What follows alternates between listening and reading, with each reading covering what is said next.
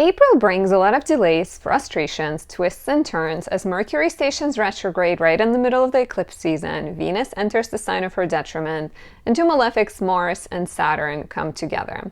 All the while, we also get one of the most exciting aspects of the entire year, and that is the benevolent Jupiter Uranus conjunction. I am here to tell you more and to break it down for all 12 signs.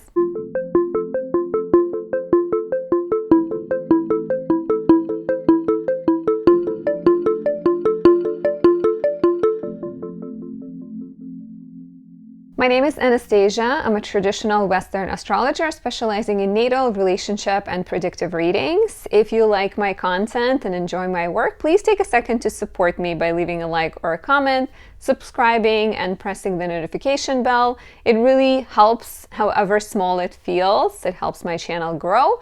You also have the option of saying thank you by buying me a coffee. I really appreciate that. Before we dive in, if you have questions about the eclipse season, if you want to know what your natal chart promises in terms of love, career, life purpose, anything you want to know astrologically, I am here for you. Do not hesitate to book a reading on my website, anastasiadoesastrology.com. Eclipse season is really good for that. On my website, in the shop section, you can also find the products I create. For example, this is my Moon in Cancer 2nd edition candle that highlights the powerful lunar energy of the moon in the sign of rulership. This is perfect whenever you feel stressed, whenever you feel flustered, frustrated, overwhelmed, because it has a very soothing, relaxing energy, just like having someone in your life who possesses someone who possesses the moon in Cancer, someone who's born with the moon in Cancer. Perfect remediation for anyone born with their moon in Capricorn or Scorpio, moon in the dark house, 6th, 8th, or 12th, and the moon in a challenging aspect with Saturn, or even like a happier aspect couldn't hurt with Pluto, Mars, Uranus, or Neptune. And I'd like to highlight my Venus in Pisces candle, which is the latest creation I made right before eclipse season began. It is decorated with aquamarine stone. It's green to align it with Venus. Green is the color of Venus. And it is also perfect for April because Venus is about to enter the sign of her detriment, Aries, on April 5th. And this can benefit you and your relationships because when Venus is in detriment, we may be a bit more competitive romantically. We don't prioritize peace as much as we might enjoy the chase and the conquest. So having this could be very helpful, as well as for people born with Venus in Aries, Scorpio, or Virgo, Venus in the dark house, 6th, 8th, or 12th, Venus in a challenging aspect to Saturn, Pluto, Uranus, or even square or opposition to Mars. Thank you for listening. Thank you for the support. Let's take a look at April. First of all, we're coming into April. We're coming into it with the eclipse season on its way, right? Eclipse season started with the lunar eclipse in Libra on March 25th. We are in the middle of this very potent, very karmic, very charged period where things are happening that are kind of, they rely on your past. They are brought upon by results of your past actions. Eclipse season tends to be a period where it's not the best time to manifest. It's usually a best time to reflect and cleanse and release, especially with the lunar eclipse on March 25th we had. And so in April, we're continuing with the eclipse season. There's still a lot of focus on the Pisces portion of your chart. There's a lot of action in Aries. I'm going to go into it chronologically, but just a summary. There's still a lot of action in Aries. So after we had the eclipse, the lunar eclipse in Libra, which is all about relationships, we're getting a chance to focus on our personal goals and our personal desires and our personal initiatives. And there's still a need to balance those two, right? Because there is a lot of focus on kind of kind and compassionate and sensitive Pisces, but I think Aries is making sure that your needs are taken care of first. And so we start the month right off the bat on April 1st with Mercury going retrograde in Aries. This retrograde lasts until April 25th, and Mercury is moving back from about 27 degrees to about 15 degrees, 58 minutes of Aries. So if you have planets between 16 and 27, 28 degrees, Aries, Libra, Capricorn, Cancer, this retrograde will be pinging, highlighting some of your planets, so it will be especially important for you. The retrograde in Aries is, of course, the time to get in touch with yourself, to get in touch with that fire within. It may be the time when everything slows down. That is, I think, the overall vibe for April. Things tend to slow down. We've been sort of in this, all the planets are direct, everything is moving forward, get things done. Mercury entered Aries on March 9th, and now it stalls and it goes back. And perhaps you realize that some of your progress needs to be rethought, some of your projects need to be redone, some of your work needs to be re-edited. The usual things come with the retrograde: miscommunications, packages not being delivered, trains getting stuck, technology breaking down. So make sure you're allowing extra time for any transportation, communication, commerce related activities, which are the domains ruled by Mercury. On April 3rd, we have a rather beautiful transit, in my opinion, and that is Venus in Pisces conjunct Neptune. Very dreamy, very spiritual, very creative, right? So lovely for building relationships, for getting connected on a spiritual, soulful level, for meeting someone where you feel like there's not just chemistry and physical sparks, but also like deeper soulful connection. Of course, there's always a bit of a danger that you like party too hard, spend too much, lose your wallet because you're just like forgetting about the details. So try to stay a little bit grounded as much as you can. On April 5th, Venus is entering Aries, stays here for most of April until April 29th. Venus in Aries is direct.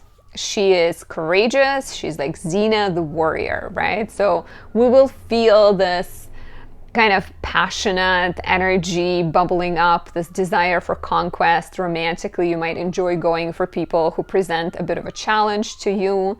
You may enjoy battling it out in a relationship, sort of a healthy competition, hopefully. You may be also, because Venus represents things we desire, and we're getting very Aryan sound right now, you may be more driven to pursue projects that are innovative, that are pioneering, kind of doing things your own way, doing things faster, doing things that you feel passionate about and that are maybe somehow new.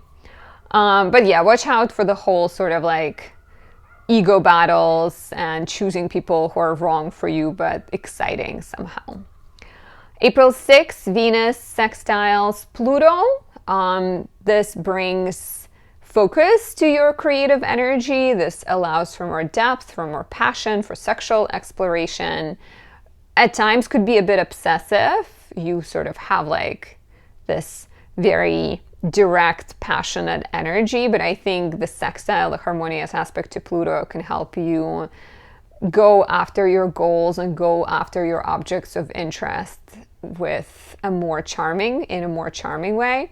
It can also bring up some secrets, but because it's a sextile, it's a harmonious aspect, you're not likely to get too disturbed by them.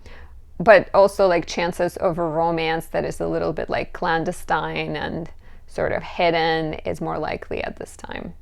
On April 8th, we get the solar. A lot of action is happening on Mondays. Like April 1st is a Monday, and then April 8th is a Monday. So we begin the month with Mercury retrograde. Then the next Monday, we get the solar eclipse in 19 degrees, 23 minutes Aries.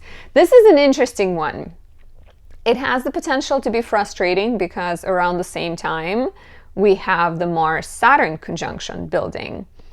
And if Mars wants to go, Saturn wants to stop, right? Like Mars is a soldier, Saturn is the general with a plan, and they can join on April 10th, but the energy is very much in effect 5 days before, 5 days after, so it's very strongly active during the eclipse, and eclipse is ruled by Mars, so eclipse is ruled by Mars conjunct Saturn. So you may be running into some frustrations. You may be running into delays. You may be having to sacrifice something. You may be having to put things on hold and feeling angry at people around you, at people responsible for it, or even just sort of expressing your frustration towards people who are not responsible for it is quite likely around this time. But the eclipse, I like that it conjoins Chiron. I like that it conjoins Mercury retrograde, even though, you know, Chiron can represent sort of painful communication and Mercury retrograde can represent uncertainty. At the same time, it could be a very healing communication. Sometimes you need to say things that are painful in order to move forward, in order to understand each other better, in order to get closer, right? So this eclipse to me has this very introspective, very much like, okay, if we feel stuck in this relationship, if we feel stuck in this job, if we feel stuck in this situation, in this life, the universe, right? Like, what can we do? What can we find? And at times, because Mercury is retrograde, at times it requires looking back. Look back at what once excited you about the relationship. Look back at what made you happy as a kid. Look back at the goal you had when you first got into the industry you're in, if you're struggling with work, for example, and you can find some inspiration in the past, which to me is very much Mercury retrograde energy. On April 11th, Mercury conjoins the Sun. This is a turning point in the retrograde. We call this exact perfect conjunction Kazemi. And it can bring insights, profound thinking, good news, sort of a change of momentum, right? Like Mercury is halfway through, so he's starting to look forward towards the exit. So I kind of, you know, like I feel like the energy improves. It starts frustrating, but then things start to get better once we move past the mid-month mark, because between April 11th, April 19th, things are kind of quiet. April 19th, Mercury conjoins Venus. So once again, we had on the 11th of the month, we had these realizations. On the 19th, we have the ability to express them in a charming way, to talk to people, to compromise, to agree, to negotiate. Of course, it's not the best time to negotiate during the retrograde, but you still have the power to write, speak, converse, which is the same thing, creatively, magically, eloquently, beautifully. The Sun enters Taurus on April 19th. It is going to be in Taurus until May 20th. When the Sun is in Taurus, we tend to prioritize. We are like slower, we're more determined, we're more sensual, we're more driven, and more appreciative of beauty. So we may seek more beauty, we may seek sort of tactile, even like patterns and clothes and materials that make you feel sort of warm and cozy and comfortable. We are also driven more towards like loyal relationships, stability, commitment, and may not be the fastest in our decisions, but at the same time, slow and steady wins the race a lot of times. And here we're also closing in on this really big transit, right? On April 20th, we have Jupiter Uranus conjunction. And on the 19th, we also have Mars sextiling Jupiter and Uranus. So not only Jupiter and Uranus come together, but Mars is kind of waving and saying like, the action you take right now will bring growth. The action you take right now will bring success. Jupiter and Uranus come together once in about 13 years. Jupiter's cycle is 12 years, and it takes Jupiter another year to catch up to Uranus, because Uranus moves slower than Jupiter, but still moves, right? It doesn't stand in the same spot. So it's a big deal, and it's a very exciting transit. You may have heard a lot of astrologers talk about it already. I'm going to talk about it more in April once we get closer to it, but it's exciting. It's like the break of dawn in the middle of the night.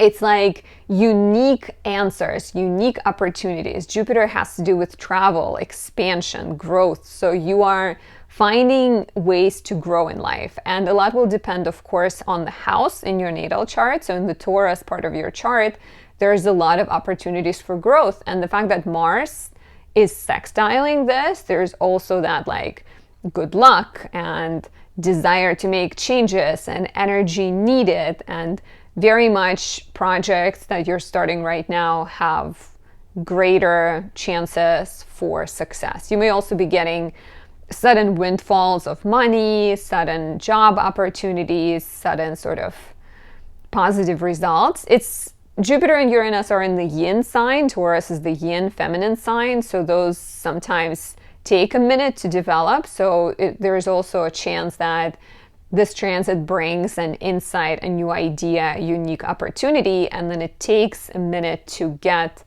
going, right? It's not like immediately. It could be immediate, like if you win a lottery or something, but it could also be something that takes time. April 21st, the Sun in Taurus squares Pluto. This smells like power struggles. This smells like shadows of desires, where you run into some kind of problem and you maybe tighten your grasp and you try to control the situation, and your rigidity and resistance just breeds more problems. Like you end up fighting with someone, or you end up trying to manipulate the outcome and force the hand of somebody. There might also be sort of inner fears coming out to light and affecting your relationships. Obviously, tremendous healing opportunity whenever Pluto is active in the chart. However dark or challenging it might be, Pluto is meant to bring up the darkness to the light so that you can do something about it, so that you can work through it in therapy, or you can have an important conversation, or you can meditate on it, take a step back, breathe, and focus on what's important to you, right? Sometimes it's not about getting where you're trying to go the fastest, but making sure that you don't ruin things in the process.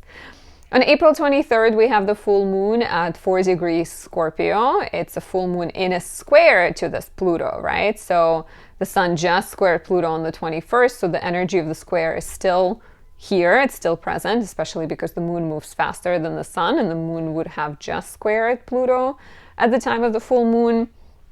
So very literal, not literal, but like very sort of death and rebirth type energy.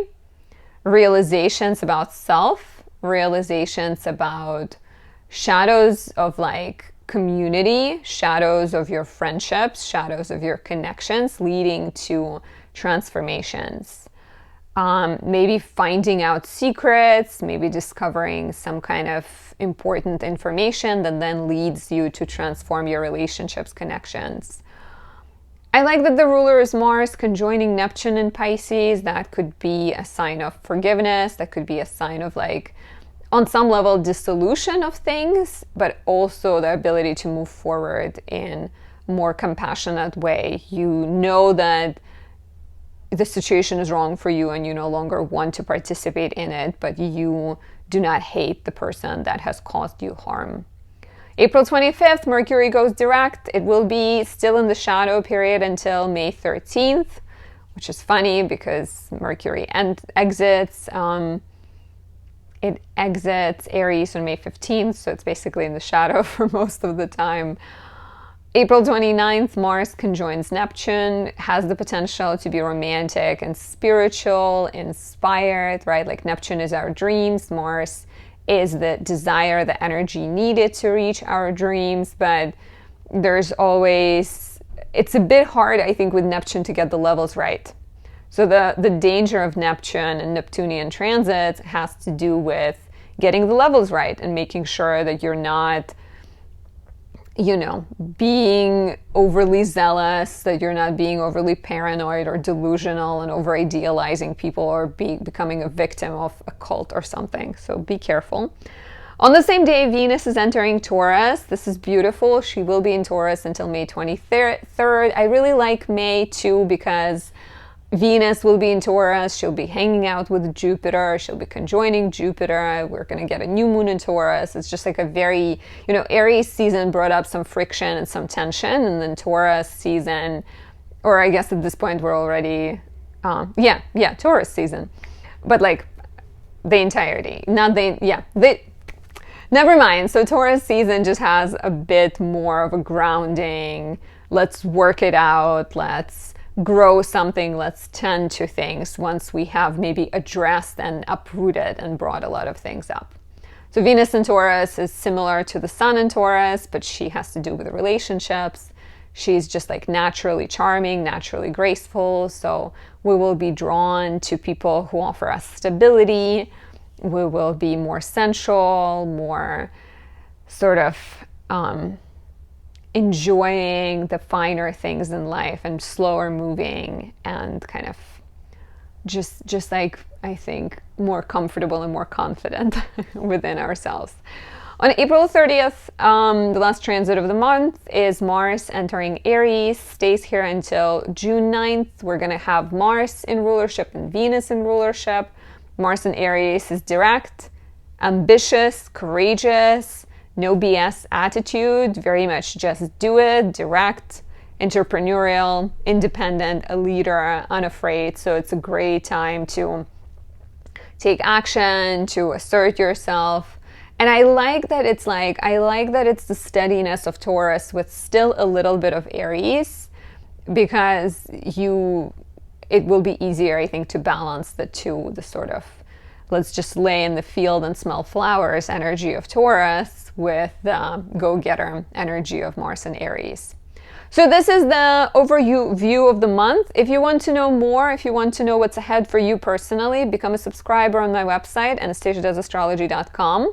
To get personal horoscopes, you have the option of a face-to-face 30-minute conversation with me every month, or you can get written horoscopes, and that subscription also includes weekly check-ins with the astrology of the week and monthly horoscopes where I look at your chart specifically and break down all of the transits and talk about the personal energies active in your chart. So definitely check out anastasiadoesastrology.com. And now let's talk about our beautiful 12 rising signs and see what's ahead for you. If you are an Aries rising in March, there was a lot of focus on your friendships, networks. You may have gone out more with Aquarius planets in your 11th house. You could have also felt a pull to retreat, to take a step back, to ask some important questions, as we had the Pisces action happening in your 12th. And later in the month, but maybe like from the middle of the month, you may have felt a burst of fresh energy. All of that is like in balance, right? So there is a part of you that is introspective, even still in April, but in March specifically, you were like both sort of needing alone time, asking important questions, focusing on what's important to you, and maybe working on releasing something, while Aries planets from March 9th have introduced a burst of fresh energy, maybe a desire to talk about yourself, desire to understand yourself, to dig deeper, to ask important questions. And the lunar eclipse in Libra on the 25th of March could have brought up important relationship developments. Let me know, how was March like for you? Are you excited for April to come? So in April, your 12th house focus continues. Venus is in Pisces, your 12th house, until April 5th, and Mars is here until April 30th. So this is suggesting that you are still quite introspective on many levels. You're still examining your relationship tendencies potentially. You're looking at your connections. You're maybe dealing with some kind of financial matters, figuring things out, priorities, values, anything like that, because Venus rules your 2nd house and your 7th house. And I think, like to me, this reads that there's still something that you need to release, something you need to close and address, especially as Mars conjoins Saturn on April 10th, bringing potentially some kind of delays, frustrations, situations outside of your control, past issues coming to light and becoming more obvious, becoming more visible. So you will get a chance to, I think, see yourself face unpredictability and see yourself grow through it and understand it, right? Like very cleansing, because even the fact that, we are in Aries season early in the month in April, Aries season is still ruled by Mars in Pisces. So the two are very tied together. So the Aries action, the entire month, is all about you But in order to be born again, to become a new you, you have to release, you have to transform, you have to close certain chapters. And in a way, Saturn being in your 12th house is a sign that you are in this period of life that will last until February 2026, where you're closing a lot of chapters, you're releasing things, you're learning to trust yourself, you're learning to rely on yourself, you're learning to kind of release self-defeating tendencies and prioritize connections and relationships that are worth your time versus those that are maybe not. And here I'm bringing Pluto in the 11th house, right? Because it's all connected. So Mercury goes retrograde on April 1st, and until April 25th, it will be retrograde in your first house of identity.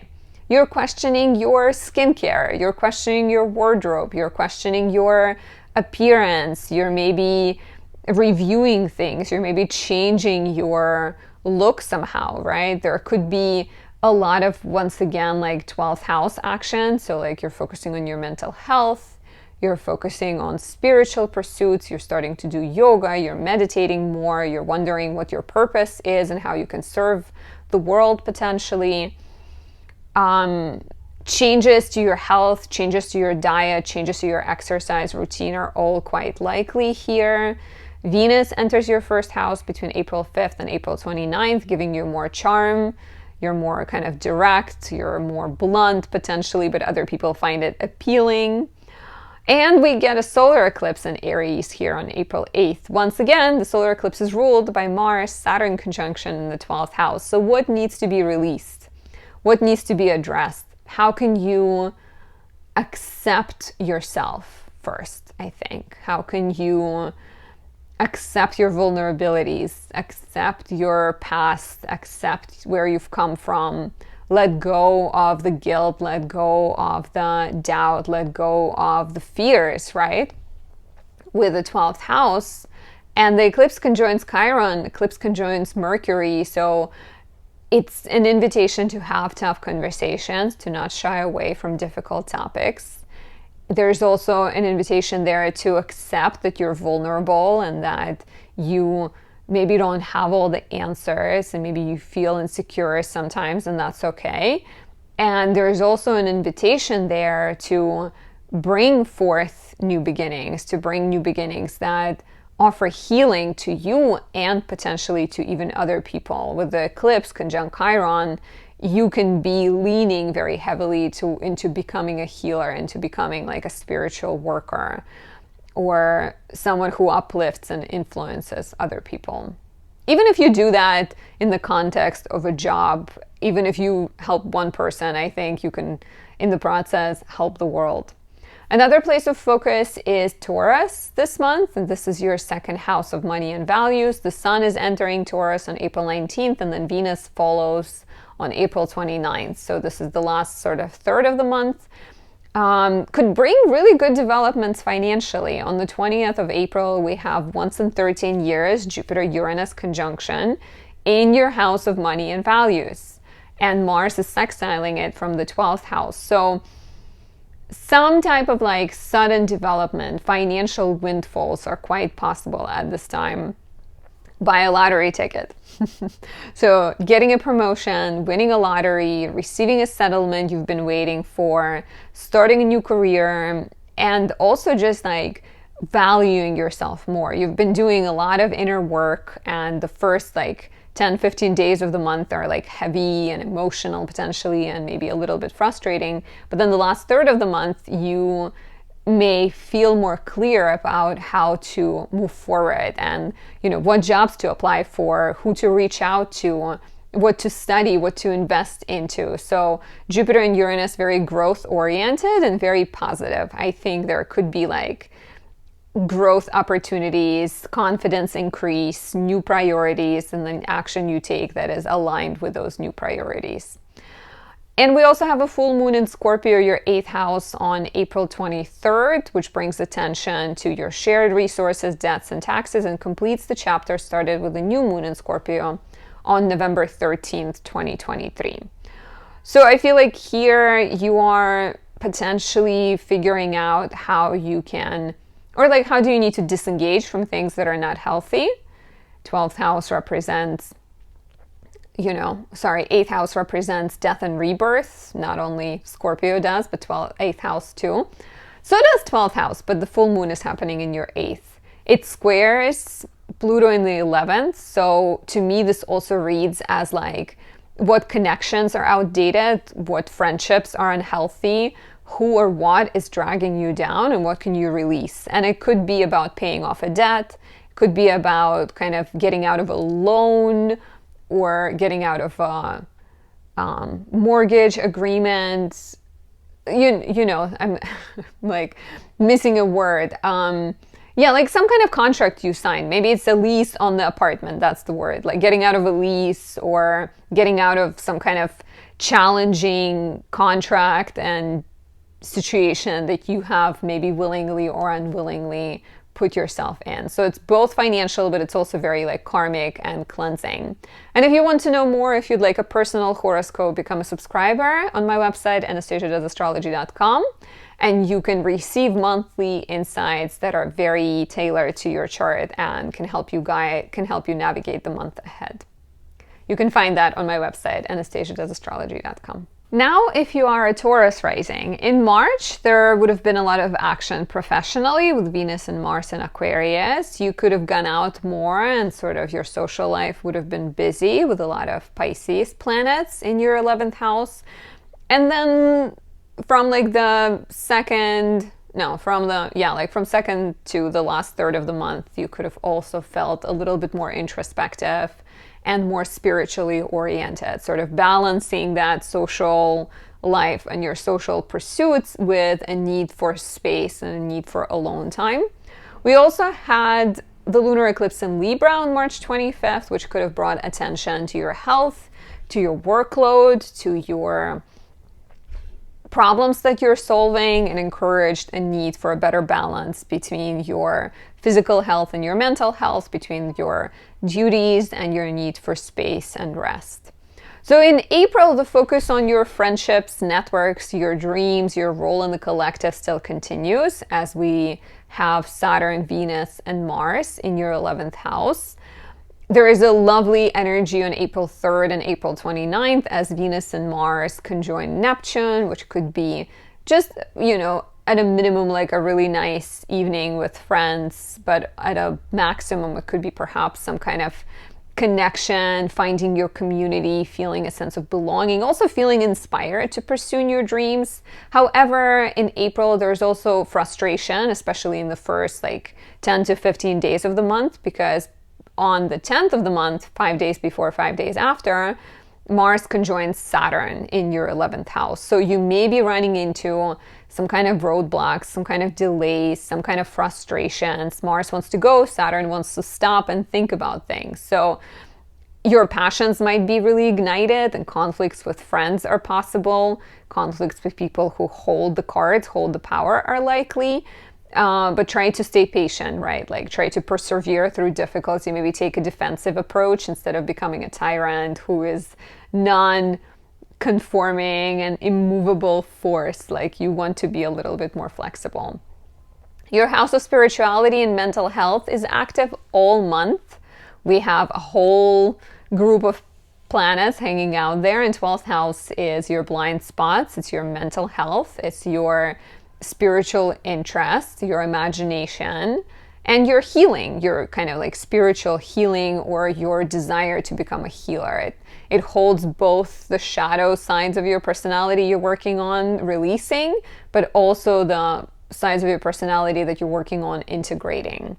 So on the 1st of the month, Mercury stations retrograde. It will be retrograde in your 12th house until April 25th, suggesting a need to examine those self-defeating tendencies, examine those anxiety and fears, and maybe figure out how to work on them, right? Do you need a therapist? Do you need to maybe join some kind of group, like a support group? Do you need to do more yoga, right? So Mercury retrograde is very much about improving your mental health. The ruler is Mars in the 11th house. Basically, the entire Aries season is connected to Mars and Pisces because Mars rules all of these planets in Aries. And you are kind of driven towards the new role in the collective, or you're driven towards pursuing your dreams. And so in the process, I think Aries season is saying that in order to get there, you first need to cleanse, release, examine. Venus is also in your 12th house between April 5th and April 29th. She could suggest some kind of relationship tensions, maybe ego battles, maybe like a little bit of competition, maybe a tendency to instigate conflicts out of boredom. So definitely beware of that, and beware of going for people that are not right for you, kind of not healthy, unavailable people, because that can also be a possibility here. One of the biggest events this month is the solar eclipse in Aries on April 8th. And this one conjoins Chiron and Mercury retrograde. So it's so interesting. I think Chiron and Mercury together reads like really deep conversations. They can be painful. It could be literally a day you go to your therapist and you bring up a story from your childhood and everything suddenly becomes clear, but it causes you a lot of turmoil and a lot of pain in the process. But it could be, it could be like major healing opportunities. There could be insights about your role in the world, about your purpose, about your mission. And it is likely that that mission will involve like healing, helping, guiding, inspiring other people. There is also very much an invitation to let something go with this eclipse and to not hold on to things, because in order to build a new you have to accept and release the past a lot of times. From April 19th, a lot of focus goes towards your identity. The sun enters Taurus. You're finally coming out from that long period of being private and maybe introspective and quiet and sort of dealing with a lot of things up here. And you're becoming more visible. The sun will be in Taurus from April 19th until May 20th. Venus is here between April 29th, May 23rd. You are very charming. You're very magnetic and appealing. It's a great time to get things moving, to start new projects, to express yourself, to show up as a leader. And the beautiful, beautiful transits, which is also one of the biggest transits this month, happens on April 20th as Jupiter and Uranus come together. This is a once in 13 years opportunity transit. It's a once in 13 years transit. And this is all about you, right? Like this is about you embody Jupiter and you embody Uranus. So if Uranus has been shaking your life somehow, right, in the last 5 years or so, if it had brought a lot of upheavals and changes and unpredictability, when Jupiter comes around, you see the light in those upheavals. It's almost like you're able to turn it into your personal journal and your personal syllabus, and you're becoming a teacher, you're becoming a guide to people, you're inspiring other people. So Jupiter and Uranus is benevolent, it's positive, there could be sudden opportunities, there could be lucky breaks connected to your health, body, image, goals. I can literally see you using your body to teach other people, like becoming a yoga teacher. I can see you using your health and your personal health struggles to uplift other people, very much sharing something that is either related to your life or something that is deeply personal and using that knowledge to uplift, empower other people. You may also be getting really exciting sort of opportunities coming from friends. Jupiter rules your 11th house, financial gains, financial rewards, maybe like your partner or someone in your circle offering you resources you need.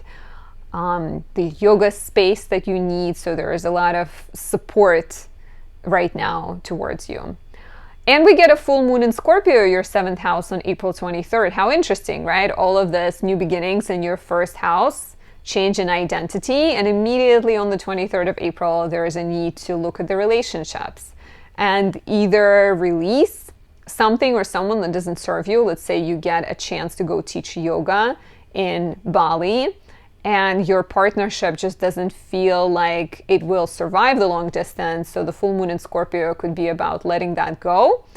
It could also be about committing and persevering and sticking with the person you love and moving the relationship to the next level.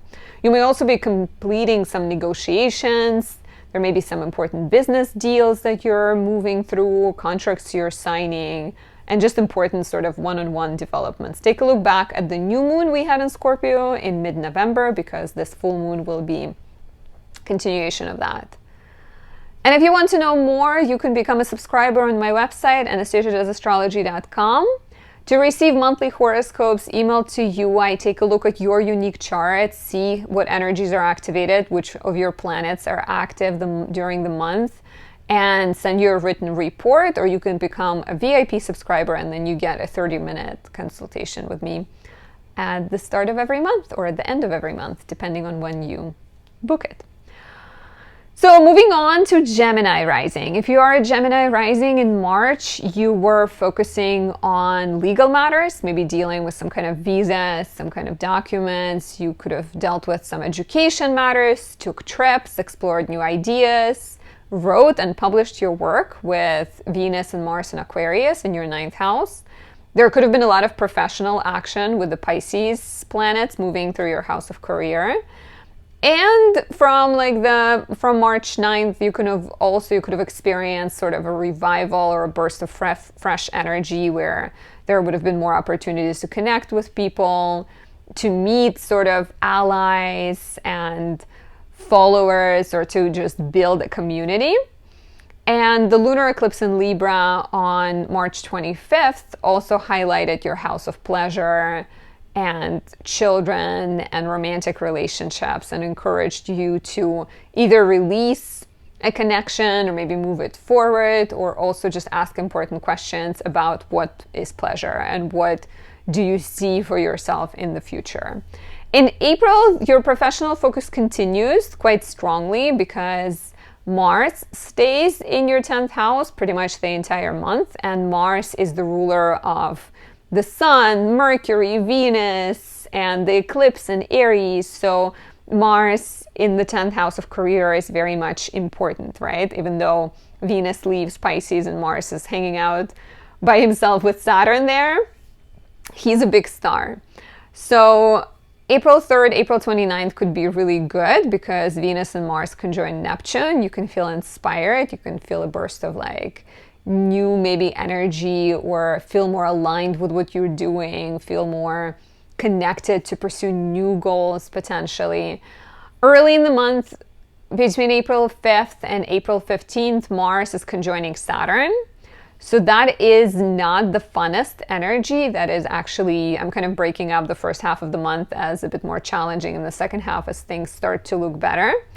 But the Mars-Saturn conjunction in the house of career could be really frustrating. There could be some delays, some bosses, authority figures, people saying no to you, which feels aggravating and can result in you sort of being really rigid and trying to push your agenda harder. On the positive, it can also make you very sort of determined to reach your goals, but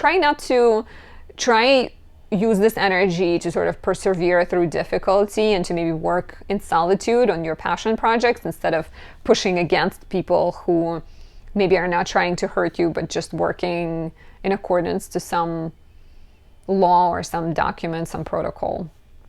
But Mars in the 10th, I just think is very important, because a lot of your focus right now is about the future. It's about your goals, it's about what you're trying to accomplish. And we're also in Aries season.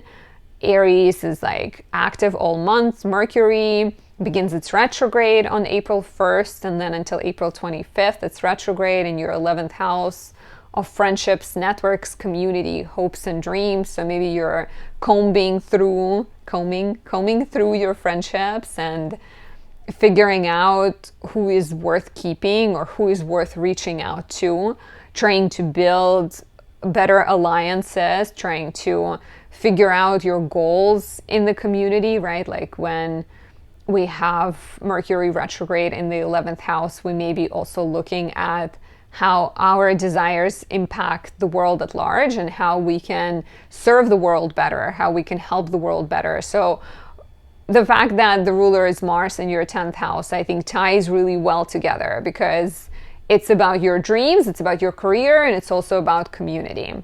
Venus is in your 11th house between April 5th, April 29th. You're maybe going out more. There may be some friendships turning to romance. You're getting more opportunities to shine, to speak in public. There is, of course, the solar eclipse on April 8th. It conjoins Mercury retrograde and it conjoins Chiron. And this reads as some painful words need to be said. Some important realizations need to happen. You need to face shadows. You need to accept the pain in order to find healing. You know, you can't move forward a lot of times without saying goodbye to something. And saying goodbye to a friendship, a connection, a community could be really difficult. But by doing that, by like, let's say by ending one of your YouTube channels and focusing on the other one, you have perhaps more freedom and more kind of energy to pursue the thing that you're actually more interested in. So the solar eclipse in Aries definitely suggests new beginnings, but the new beginnings that require you to look back, to maybe revisit the past, to have some important conversations. Like, let's say this could be, I can read this like as a need to talk to a friend about something that happened 5 years ago and you thought you've moved forward, but you feel like it's still affecting your friendship and it's difficult and it's unpleasant, but the result could be a better relationship. And the same applies for your professional life, your career, your, you know, maybe your dream project, whatever it might be. From April 19th, the Sun enters Taurus, and then until May 20th, the Sun will be in your 12th house. Venus also enters your 12th house from April 29th, will be there until May 23rd. Maybe you're feeling like a need to retreat. Maybe you're feeling a need to nurture yourself, to take more baths, to get massages, to go on a trip, to spend more time in solitude by the nature, in nature maybe.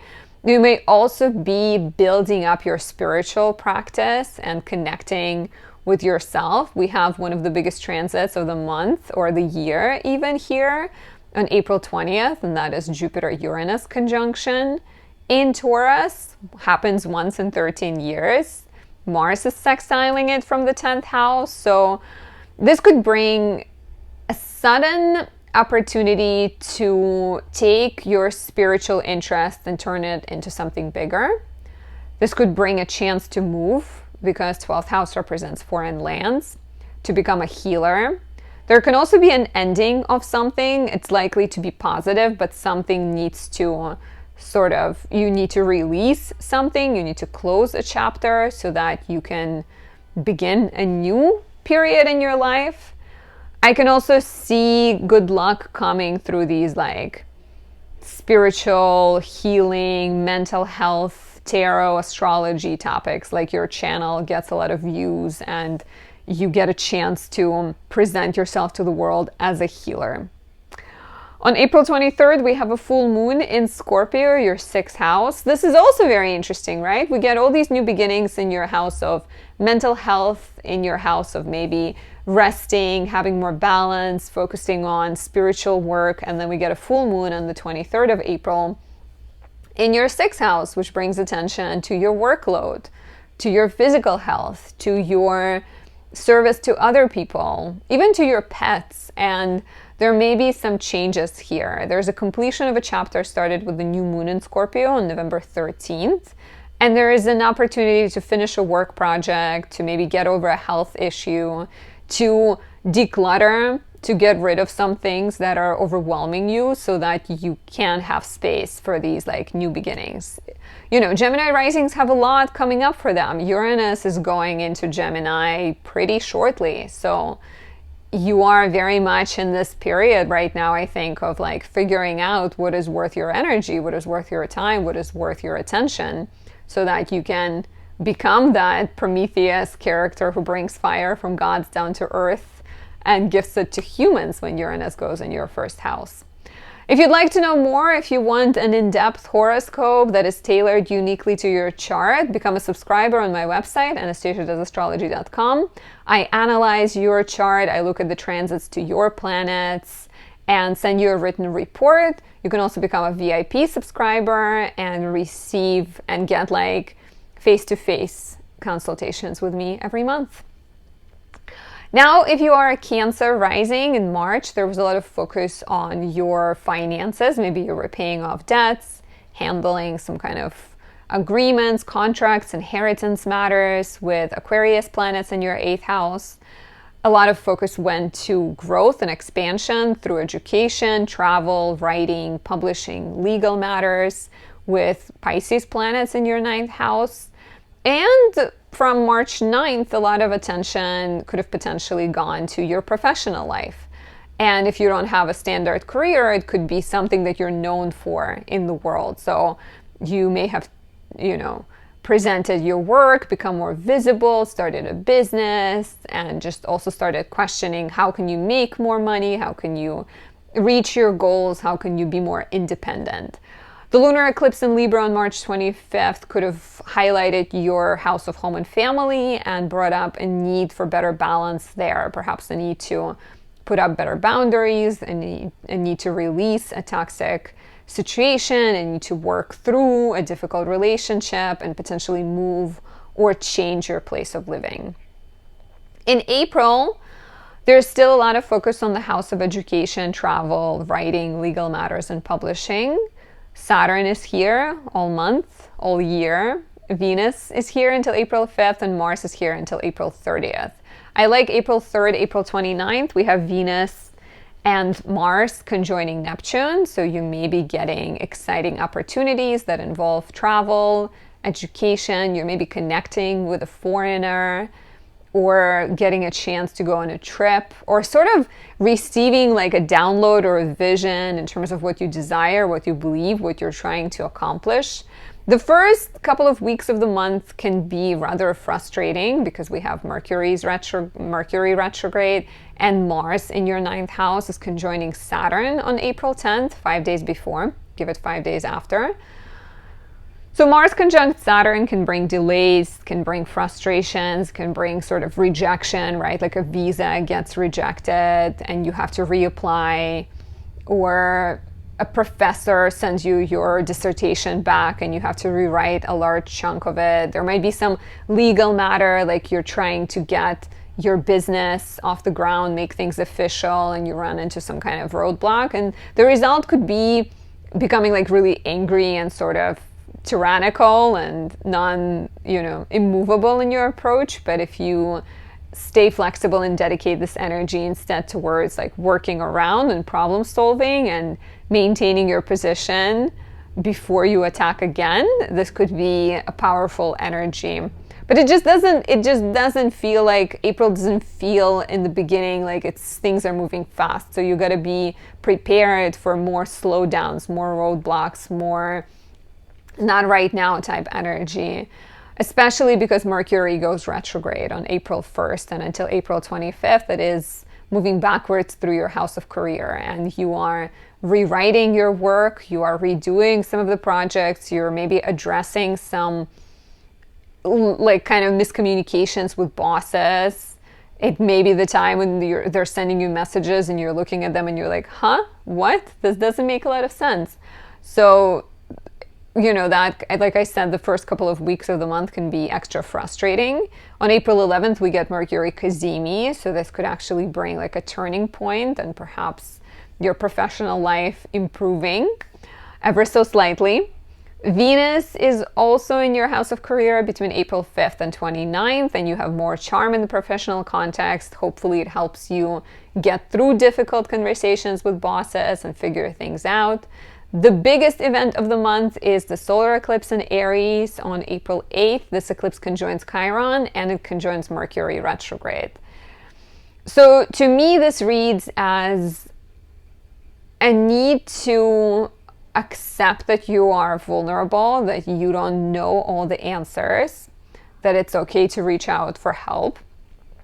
There's a need to have difficult conversations professionally. Perhaps you are not quite sure where you're going, so you want to address it with your boss, and then you realize that you don't see things the same way, and the new beginning of the eclipse is you moving forward, but first you have to deal with some kind of challenging, painful situation.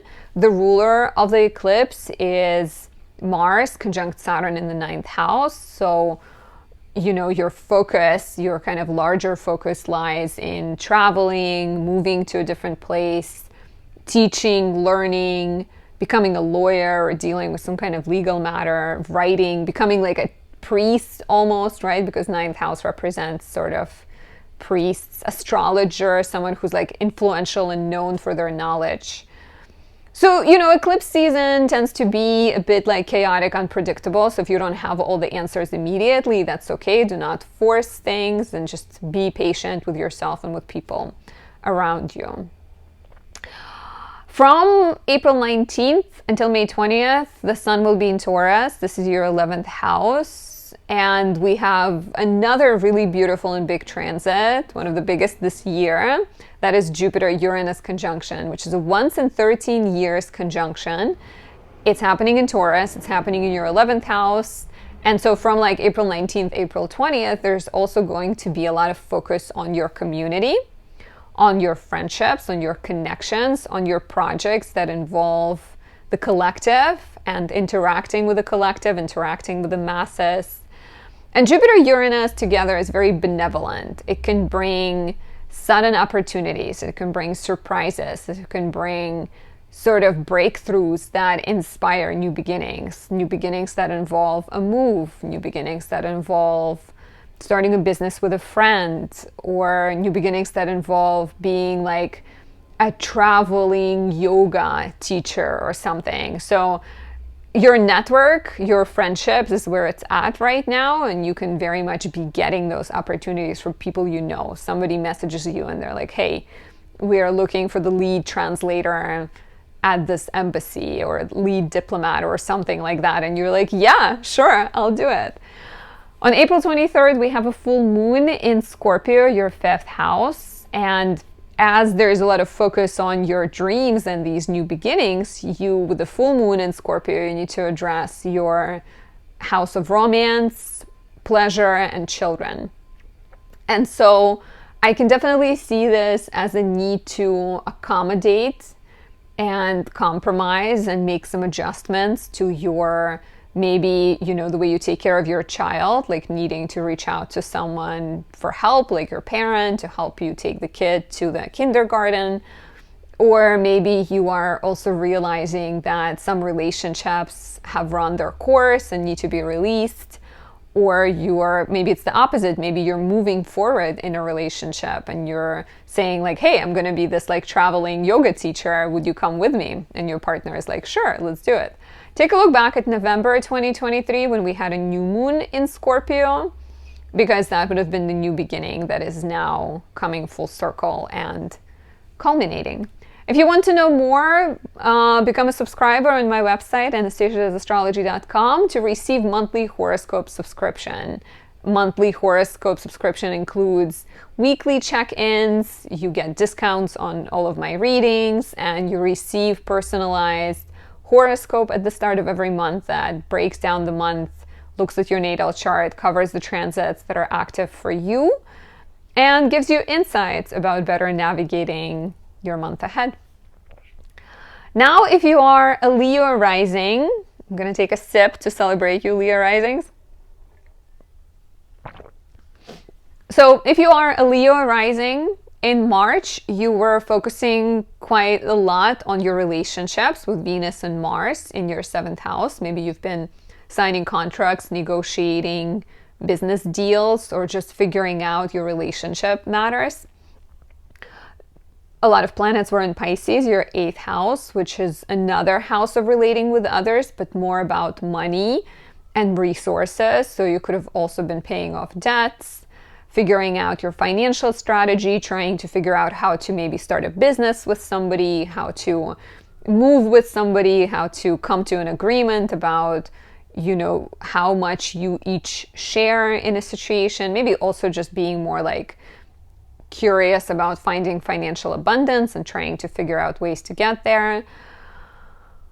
From March 9th, when Mercury went into Aries, and Aries season began on March 19th, You could have also felt this pull to explore and to grow and to open your world through education, through travel, through writing. You would have maybe felt more inspired to share your voice with people, to publish your work, and to even learn a little bit more about spirituality, maybe figure out what you believe in, what are your guiding principles.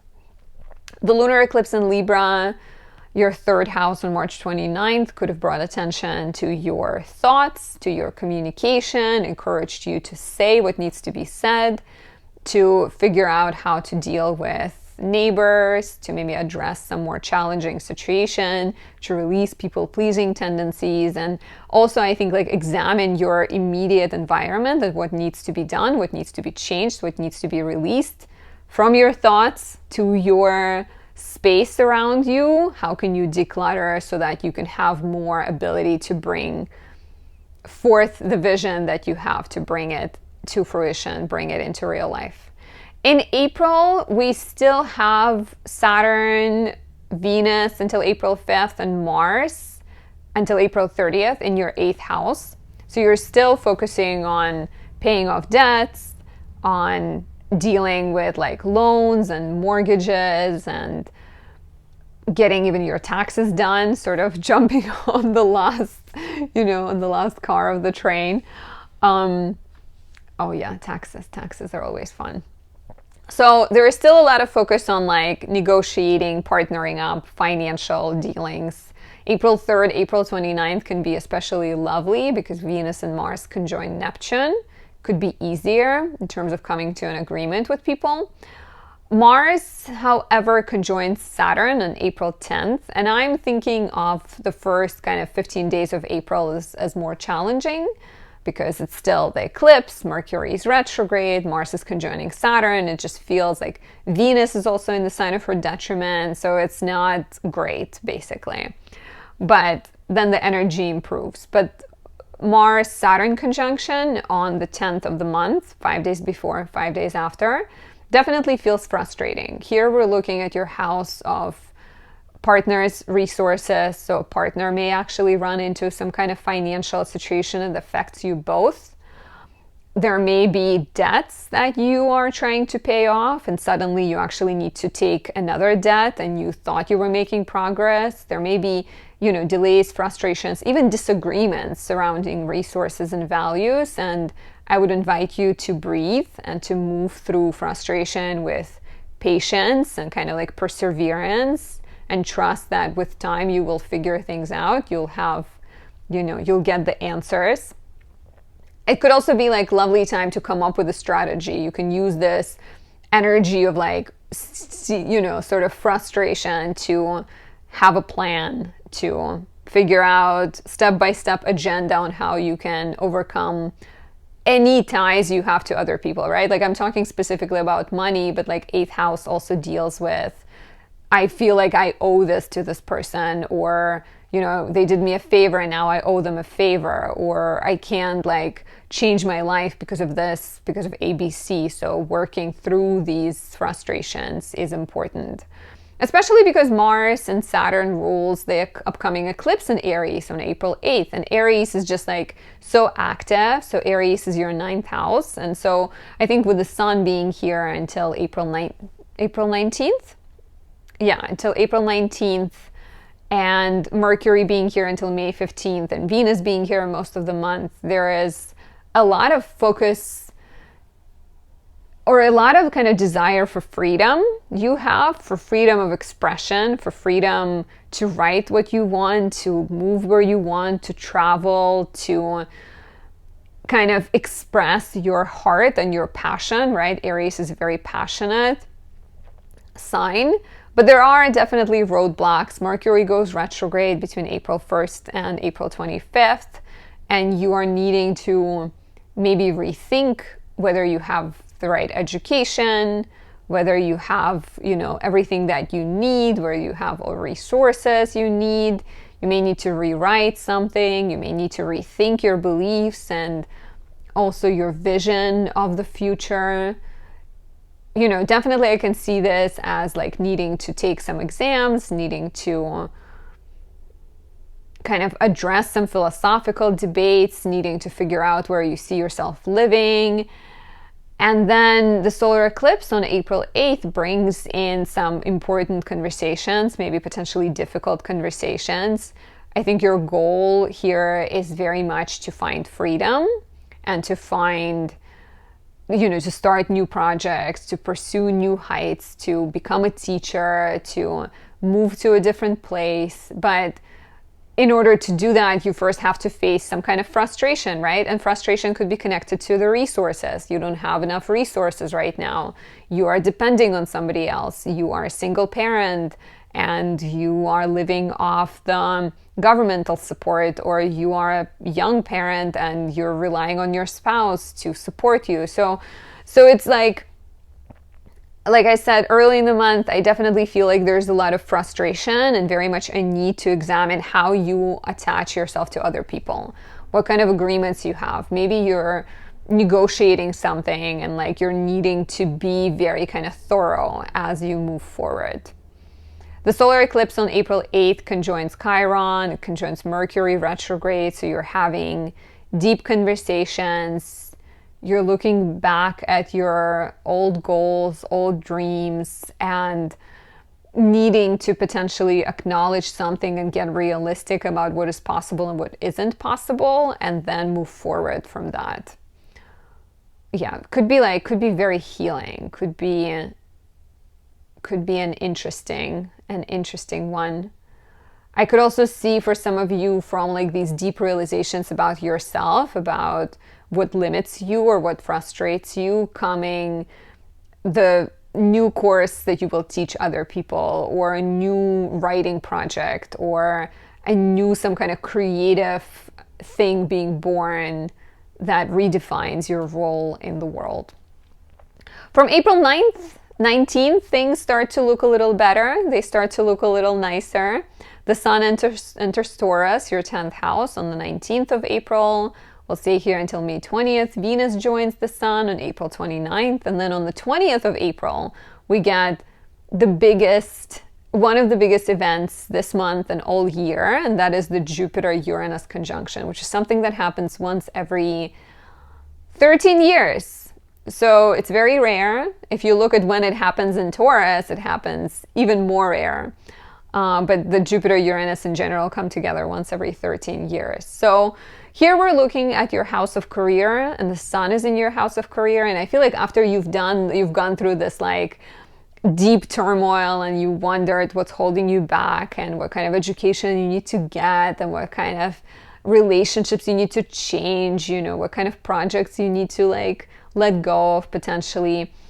The new beginnings come in your house of career and new opportunities, and Jupiter Uranus conjunction can definitely be a sign of like surprises, lucky breaks, like an offer to publish your novel, for example, or an offer to work remotely from any place in the world and to change something. And it could also be a possibility that you are starting a business or you are making things happen for yourself, that you're not just waiting. But of course, opportunities can also be coming from people around you.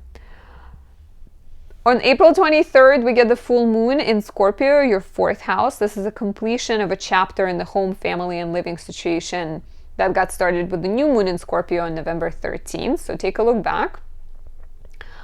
And here I wonder, with the sun being in Taurus and these opportunities in your house of career, status, reputation, these like new beginnings, this like big, potentially exciting developments, could they involve you moving? Could they involve you needing to change your family dynamics? Maybe, you're starting to work a lot more and your family relationships are changing. Definitely can see moving, definitely can see sort of needing to address family situation, finishing a renovation project. Maybe you get like a really big bonus at work and you can put a down payment for a house or something like that. So it's like interesting how those two may work together and affect each other. And if you want to know more, become a subscriber on my website, anastasiaastrology.com. I send out monthly horoscopes that are unique to each person. I look at your natal chart and describe how the energy above us affect people here below us. So become a subscriber. You can also get a VIP subscription, which includes live consultation every month. It's a 30-minute consultation, and the other level of subscription is a written horoscope. Moving on to the lovely Virgo risings. In March, you were handling work and health matters with Venus and Mars in Aquarius. You could have spent more time dating, partnering up, negotiating, coming together with other people, joining resources with them. With the stellium in Pisces, your 7th house, and later in the month, planets in Aries, Mercury and the Sun in Aries. Mercury and the Sun in Aries could also encourage you to get a student loan, get a mortgage, to pay off some debts, and to clear some kind of agreements with other people. Either release outdated agreements or commit to something new, perhaps a new business partnership, a new job contract. The lunar eclipse in Libra, your 2nd house on March 25th, also brought attention to your personal resources as you pay a lot of attention to these like new agreements, new situations in relationships, sort of new opportunities. And the lunar eclipse could have encouraged you to focus on yourself, your personal values, and to sort of speak up for those. In April, there's still a lot of focus on your 7th house of relationships. Saturn is here. Mars is here until April 30th. Venus is also here until April 5th. So it's very active, and this Mars is actually in charge of all the planets in Aries and the next eclipse. And Venus moving into Aries, so Mars is like a really big player. So this to me reads like you are very focused on your relationships. You're maybe moving through some kind of difficulties in a partnership. Your partner might be dealing with a more challenging situation in life. On April 10th, we have Mars conjoining Saturn, and this lasts about 5 days before, 5 days after. And Mars conjunct Saturn really can affect your partnership. It can also affect your partner. It can affect any relationship, any sort of one-on-one relationship in your life, but there might be some kind of slowdown, delay, frustration related to an agreement you have with another person. You were waiting to sign a lease on the apartment and somebody pulls out of the landlord pulls back. Or your partner runs into a struggle of some sorts and maybe now they're too overwhelmed and sort of too caught up. There are definitely delays, frustrations related to relationships and partnerships. And if you're single, there's still some relationships in your life, right? Has to be, even if it's your internet person that gave you internet to be able to see me, there has to be someone in your life, right? Your neighbors, your close connections. So that is the underlying sort of theme, that you are moving through frustrations in relationships. And early in the month, there could be potentially a need to figure things out. Mercury goes retrograde in Aries on April 1st. And until April 25th, it's retrograding in your 8th house of financial agreement, debts, taxes. Questions of fairness can be very important. So you are having to have some important conversations, talk to your boss about your responsibilities and your pay rate, and kind of address questions that have to do with money, with resources, with inheritance. Venus is also here. She can be quite supportive. She's in Aries, your 8th house, between April 5th and April 29th. She can bring you more gifts from other people, more support from other people. And then, of course, we get the solar eclipse on April 8th in your 8th house. And this one conjoins Chiron, and this one conjoins Mercury retrograde. So it feels very healing. It feels very important for a new chapter in your life where you are joining forces with somebody else.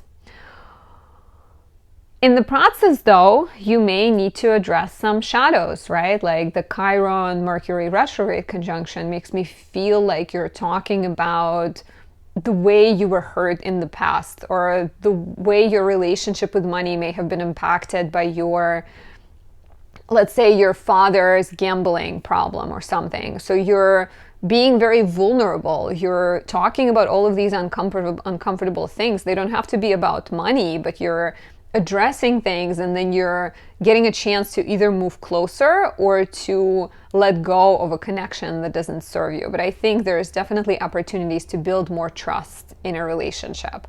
And the fact that the ruler is Mars conjunct Saturn is, once again, like, have you run into a difficulty in your marriage? Is there something you haven't been honest about? Are you struggling connecting with someone? Are you struggling in your love life? And perhaps there is an invitation to examine what is affecting it, right? Like the solar eclipse in the 8th house could also be very much about releasing the past and healing and sort of letting the old die and the new to be reborn. 8th and 7th house can also really play out as your partner going through the same thing. Like it could suggest that your partner is really struggling and you are maybe trying to support and guide them through it. So the first like 15 days of the month are a little bit more frustrating. On the 11th of April, we get Mercury Cazimi. Mercury is your chart ruler. So when Mercury starts to feel a little better, I think you start to feel a little better.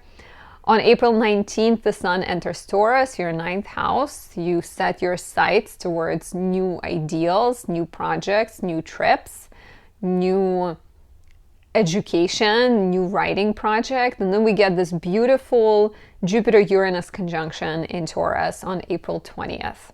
And this is a once in 13 years lucky breakthrough, surprise, sudden opportunity that comes in your house of education, travel, writing, publishing, faith, legal matters.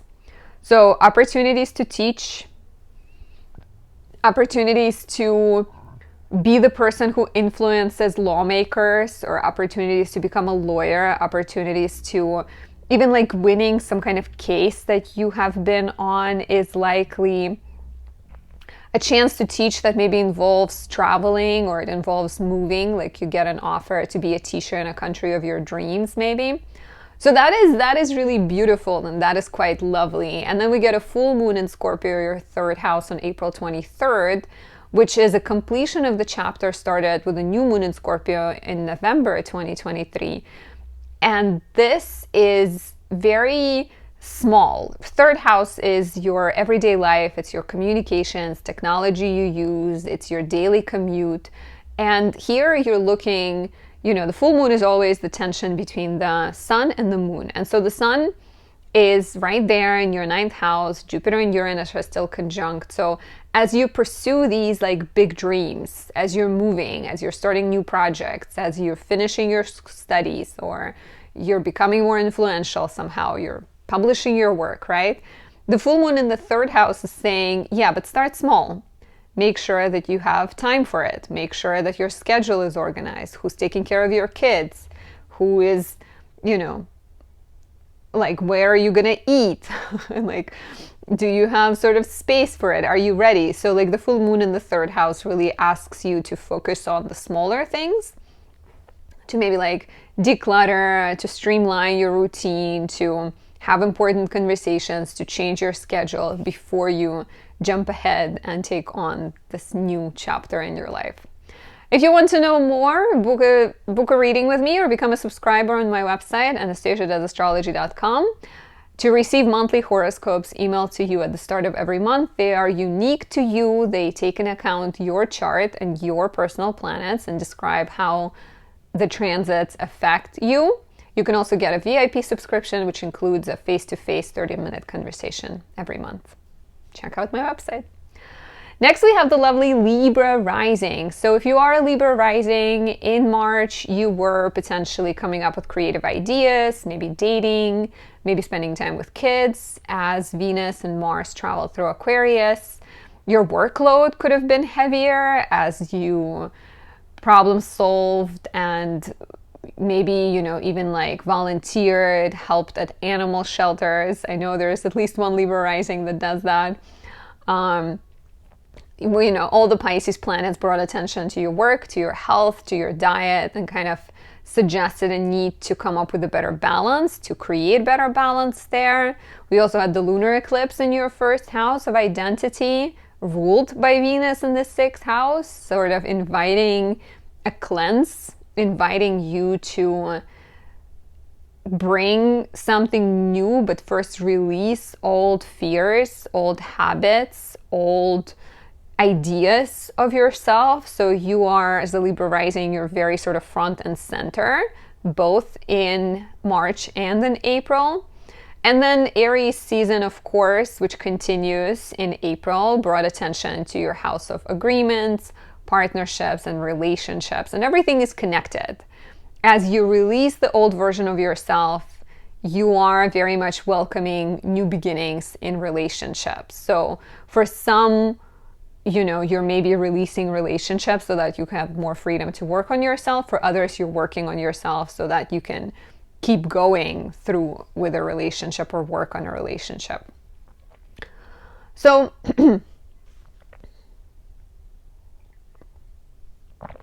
April, there's still a lot of focus on your sixth house. In fact, Mars is in your sixth house until April 30th, and Mars is in its joy in the sixth house. So you're still kind of working and you are problem solving and you're committing to your health. You're maybe exercising, you're maybe seeing doctors, you're maybe working on some kind of passion project and doing work that serves other people. Early in the month, between the 5th and the 15th of the month, Mars will be conjoining Saturn. And that could suggest that you are having to deal with some kind of roadblocks, like some of your progress gets derailed, some frustrating authority figure is standing in your way, you're hearing no to something. Like Mars and Saturn can be like really, really frustrating and very kind of, but at the same time, it's also a sign that you perhaps need to slow down, right? That if you don't have all the answers, if things feel frustrating, stagnant, perhaps take a step back and figure out what needs to be done. So this could affect your professional life. This could affect your relationships because Mars rules the Sun in Aries and Mercury in Aries. This could affect sort of even the life of your pet or your work, your health, your relationships, I think, most strongly. Aries house, seventh house of relationships, is active all months. On April 1st, Mercury goes retrograde here. Will be retrograde until April 25th. So immediately you may hear from someone from the past, someone you have said goodbye to might be knocking on your door. Do not rush taking them back. There might also be a sense of confusion in a relationship, a need to talk things over, a need to figure out how to have a better communication, how to have more understanding, how to be direct, but also be sensitive and kind. Venus is here most of the month too, so she hopefully will help you communicate. She is in her detriment, so definitely consider getting my Venus, exalted Venus, or Venus in Libra candle. If you are a Libra rising, will be like chef's kiss, really good. But there is something in your relationship sector that maybe is not quite working, right? And it could be an existing relationship where you need to work through it with more intention. It's no longer maybe running like a smooth, well-oiled machine. You really need to be like intentional with it because once again, Mars is the ruler of the Aries season and Mars is currently in the sixth house. So Mars in the sixth is, luckily it's sort of unafraid to roll up the sleeves and to get to work. So I think you're definitely examining relationship problems, and it could affect old relationships and being more sort of intentional. You're not afraid to work on things. You may also be entering kind of agreements and contracts and partnerships that serve the greater good and that inspire sort of better life, not just for you, but for other people in the world. We get this really major event in April, and that is the solar eclipse in Aries on April 8th. It conjoins Chiron and Mercury. It is ruled by Mars in the 6th. So very like, you know, like here we're looking, and funny enough too, this could be all about your partner, because 7th house is the house of other people. It's the house of their life, their resources, like not their resources, but like their life. So while it's affecting you, could also suggest that your partner is going through this like more difficult time where they have to be more intentional about themselves and their resources and their health. But you know, the solar eclipse in Aries, there is a conjunction to Chiron, there's a conjunction to Mercury retrograde. I feel like you are bringing something up, something from the past. You're talking about your wounds, your vulnerabilities. You are having difficult conversations and either releasing a relationship so that you have more space for a new one, or you're carefully working through it. And this Mars being the ruler, even the fact that it's together with Saturn and things are frustrating, but Mars and Saturn together, they like have the staying power. So for some of you, it will definitely be about trying to figure things out. And then if you realize that you cannot figure things out, that the relationship has run its course, then it's definitely the time to say goodbye, to let things go. If we're talking about the retrograde and the excess, right?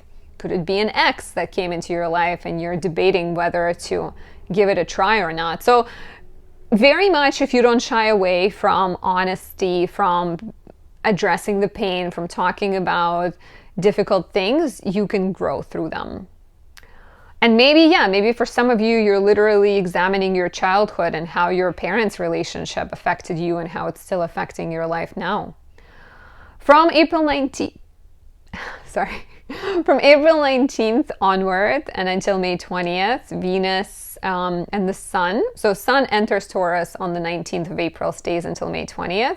Venus enters Taurus on April 29th, stays until May 23rd. This is your 8th house, and this is quite beautiful for loans, mortgages, getting support of other people, getting support of the government, getting sort of financial things moving. If you are dealing with, you know, making your business official or applying for a mortgage or getting an apartment, anything that involves interacting with other people will be better, especially because we get this beautiful Jupiter Uranus conjunction on April 20th, which is a once in 13 years transit which brings surprises, lucky breaks, sudden opportunities. Buy a lottery ticket, I'm telling you. So, you know, like you've been waiting, you've applied for a housing lottery and you win it, or you win a lottery, or you've done your taxes and you get a big refund, or someone else just sort of like you've been waiting for an inheritance to come through and it comes through as well.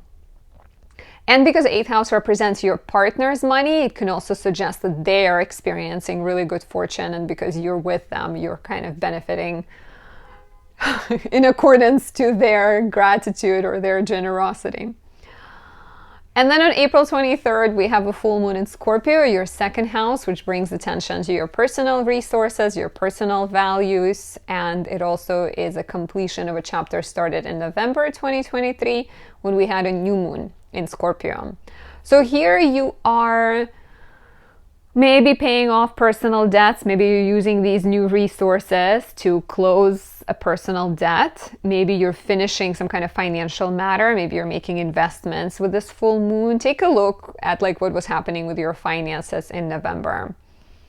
And it could also be about kind of adjusting your values and adjusting your life and adjusting your vision of yourself based on what is happening in your relationship life. Let me know how you're doing. How has the eclipse in Libra affect you? Are you guys doing well? Did anything interesting happen? And if you want to know more, become a subscriber on my website, anastasiadoesastrology.com, to receive monthly horoscopes emailed to you at the start of every month. You can also get a VIP subscription, which includes a face-to-face 30-minute conversation done monthly. Next, we have the lovely Scorpio rising. So if you are a Scorpio rising in March, you were focusing on home, family, with planets and Aquarius in your 4th. You maybe explored pleasant activities, sort of had more fun, went on more dates, spent more time with kids.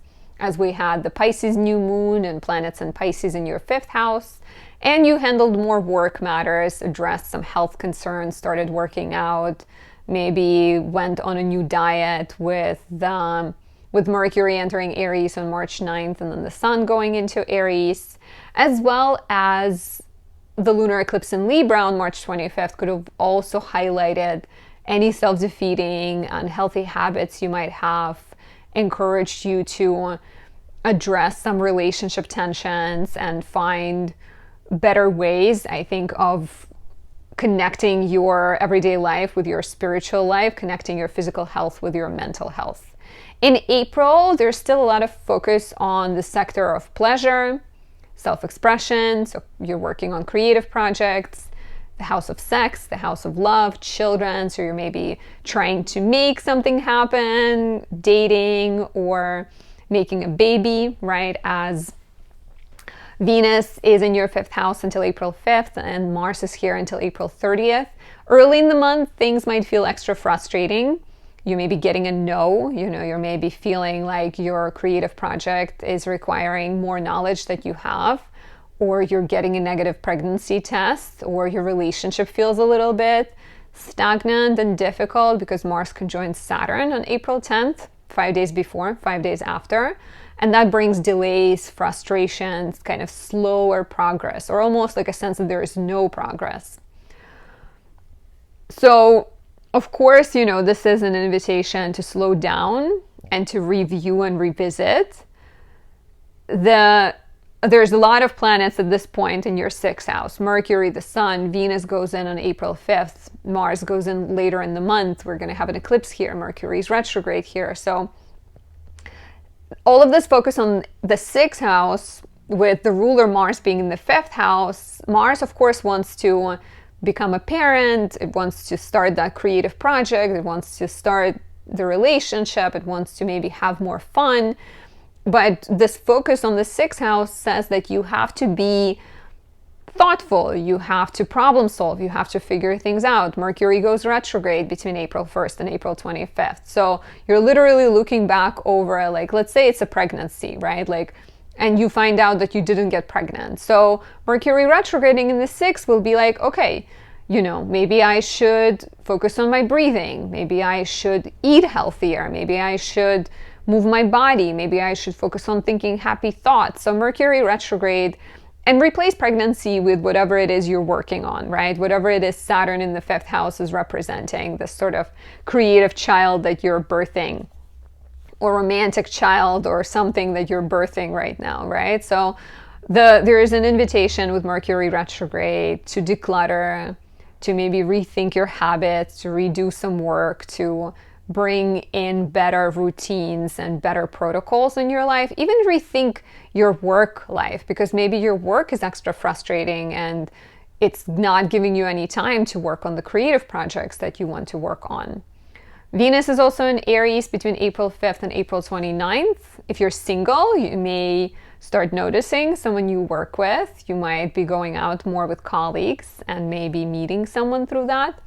And then, of course, the biggest, arguably, event, I think there's 2 really big events this month. The biggest event, one of the 2, is on April 8th, and that is the solar eclipse in Aries. And it conjoins Chiron, it conjoins Mercury retrograde. So it's an interesting one, right? On some level, you may feel really vulnerable. You may feel uncertain and insecure on some levels. The insecurity can be about your health. It can be about your work. And the first step is always accepting and being kind to yourself and knowing that it's okay to not be sure.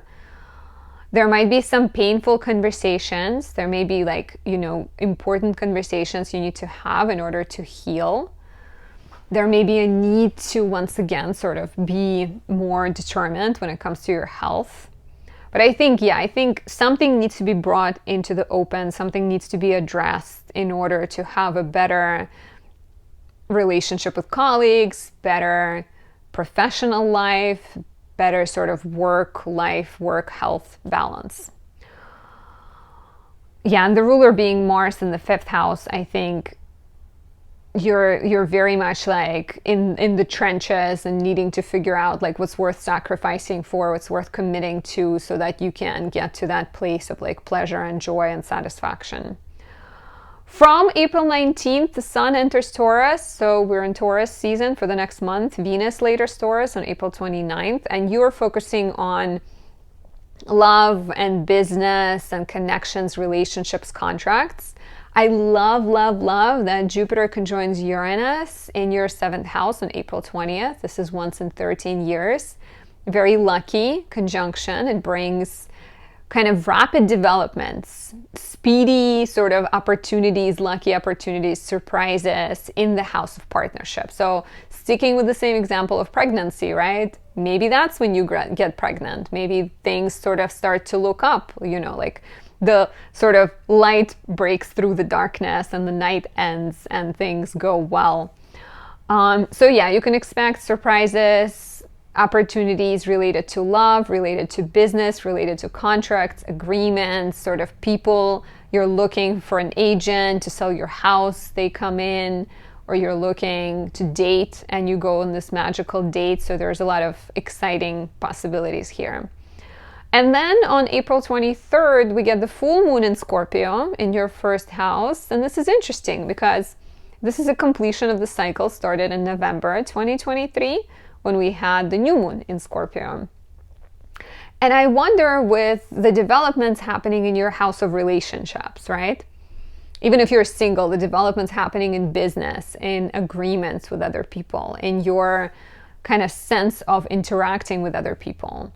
What needs to change within you? Because the full moon brings attention to you once again, and it suggests some kind of transformation. So maybe some of your values are transforming to value parenthood, maybe, if you're getting pregnant, right?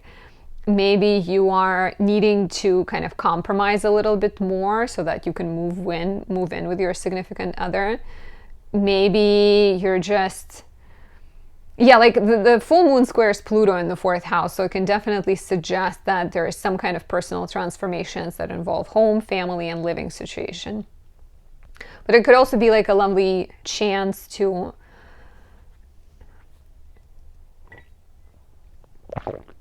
take a sip of water.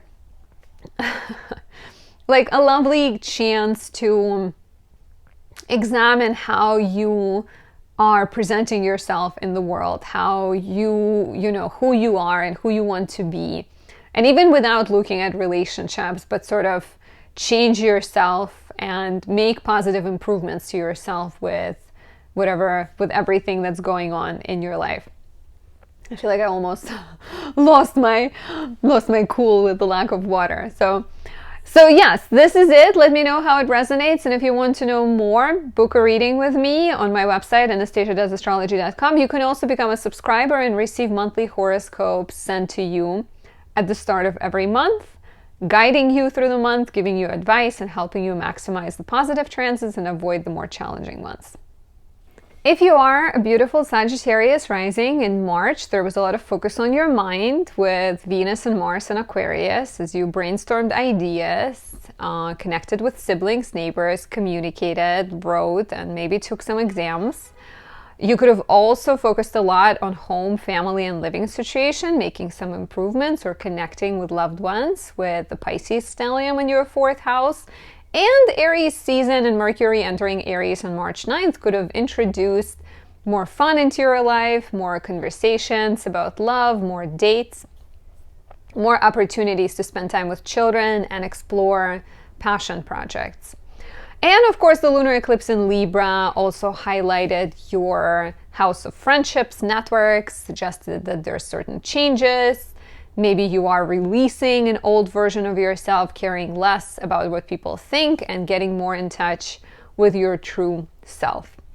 In April, the focus on home and family continues, and there may be some frustrations there, especially early in the month as Mars conjoins Saturn on April 10th. Give it 5 days before, 5 days after. So Mars-Saturn conjunction, Venus leaves your 4th house on the 5th of the month, and that's when I think things will start to get a little bit more challenging. Mars-Saturn conjunction can bring delays, frustrations, maybe a need for some better boundaries with the family, maybe sale of the home getting sort of stuck, or your mortgage becoming extra heavy for you, or just like overall sense of like dissatisfaction.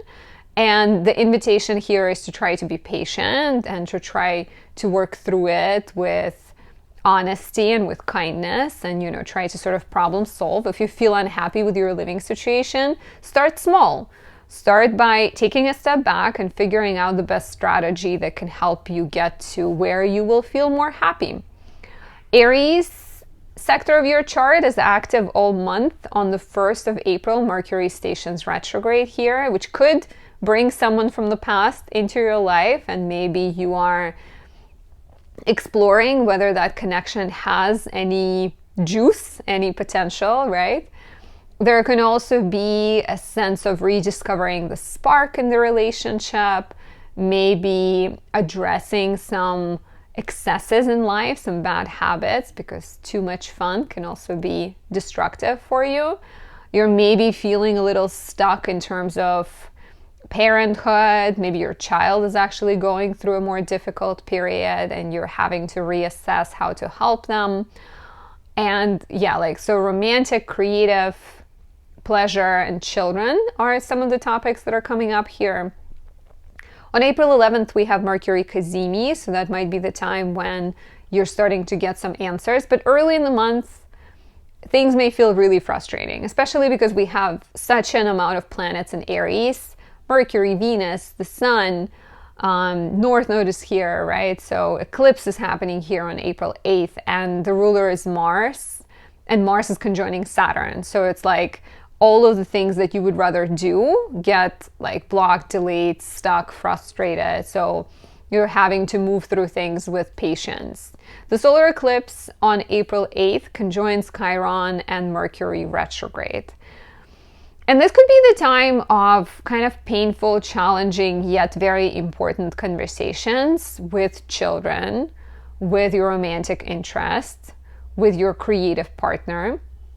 There can also be deep realizations about what you want and what you desire, and perhaps a need to address some kind of pain, some kind of vulnerability, and move through it and get closer, right? So I think if we're talking about like parenthood or fears or love, you can very much be talking to someone about it and feeling like it hurts you, but it's actually bringing you closer and it's helping you move through things. Because Mercury is retrograding, I wonder if you're talking to an ex and trying to figure out whether you can reconnect, or whether you're, finding your way back together with the partner that maybe you felt like you sort of lost touch or lost the spark. So a lot of times the way to kind of come closer and the way to get closer has to do with like being honest. And for some of you, if you already feel like the relationship has run its course, this could also be the time when you are letting something go, cleansing, so that you can bring more fun, more pleasure, and like a true love into your life. There's a lot of focus from April 19th on your 6th house of work, health, and service as the Sun enters Taurus. And then on April 20th, we have arguably one of the more exciting transits, definitely the happiest transit this month, and that is Jupiter Uranus conjunction. And the two come together once in 13 years, so it's a big deal. And this is happening in your 6th house, so there is some kind of lucky window of opportunity opening when it comes to work, health, service.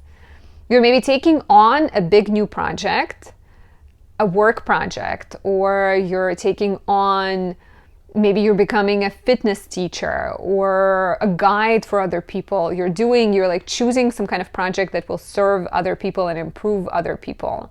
You're maybe experiencing breakthroughs connected to health, or your significant other. You may be getting a new work opportunity that maybe lets you travel, right? Jupiter rules your chart. Jupiter rules your 1st and 4th houses. So very much it could involve work and getting a promotion, but it can also have to do with your living situation. Like maybe you get a raise and you can finally move to the place you want to move, or a family member lets you live in their house and you get an upgrade through that. But it's a beautiful time. I feel like, in general, Jupiter being in your 6th house potentially is responsible for there being a lot of work right now, but it's like work that is worth doing, and the Jupiter-Uranus conjunction definitely makes you feel like you're on the right path and you feel interested and invested to do more and to do better. On April 23rd, we also have a full moon in Scorpio, your 12th house, which brings attention to your house of spirituality, imagination, mental health. And it completes the chapter started with the new moon in Scorpio in November 2023. So take a look back. If you had started working with a therapist, maybe this new moon brings some kind of breakthrough. If you have discovered a spiritual practice, maybe by now you feel happy with it. I also feel like with all these new beginnings in your 6th house, you're very much in the house of like physical health and work and commitments. You're very much needing to look at your mental health and adjust, right? Like maybe release fears that you cannot do what you're trying to do, or rethink bad habits, start going to sleep sooner, start working with a therapist if you haven't yet, implement better boundaries, right? And sort of heal and make sure that you're not like sacrificing your mental health for the sake of these exciting new beginnings. And if you want to know more, become a subscriber on my website, anastasia.astrology.com, to receive monthly horoscopes emailed to you at the start of every month.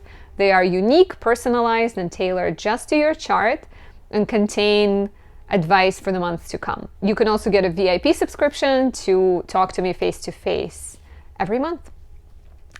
Now, if you are a Capricorn rising, if you're a Capricorn rising in March, you were focusing on your finances, maybe investing, maybe getting bonuses, making some moves with Venus and Mars being in your 2nd house. Pisces season could have brought a lot of attention to new ideas, could have encouraged you to learn new things, to brainstorm new ideas, to start a business, to study, and to kind of take your knowledge and turn it into something tangible. Aries planets from March 9th could have brought a lot of attention to your living situation and encouraged some kind of change, maybe a move, maybe a transformation of the relationship with family, maybe even more time spent with family.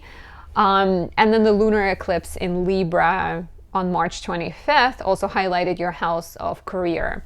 So I feel like there is like important transformations professionally and in terms of your living situation, and it's all connected to either you rediscovering your passions, you figuring out what makes you happy, you placing better boundaries, and all of that continues into April with the eclipse and with everything else, right? So the first half of April, I think, is a bit more frustrating.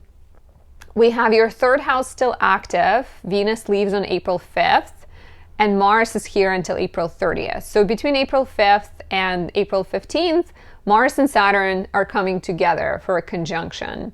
And this could feel frustrating. There could be some delays, like you're waiting for your diploma and it's coming and not coming, or you're waiting for someone to send you a message and it's not coming, or you're getting some kind of rejection.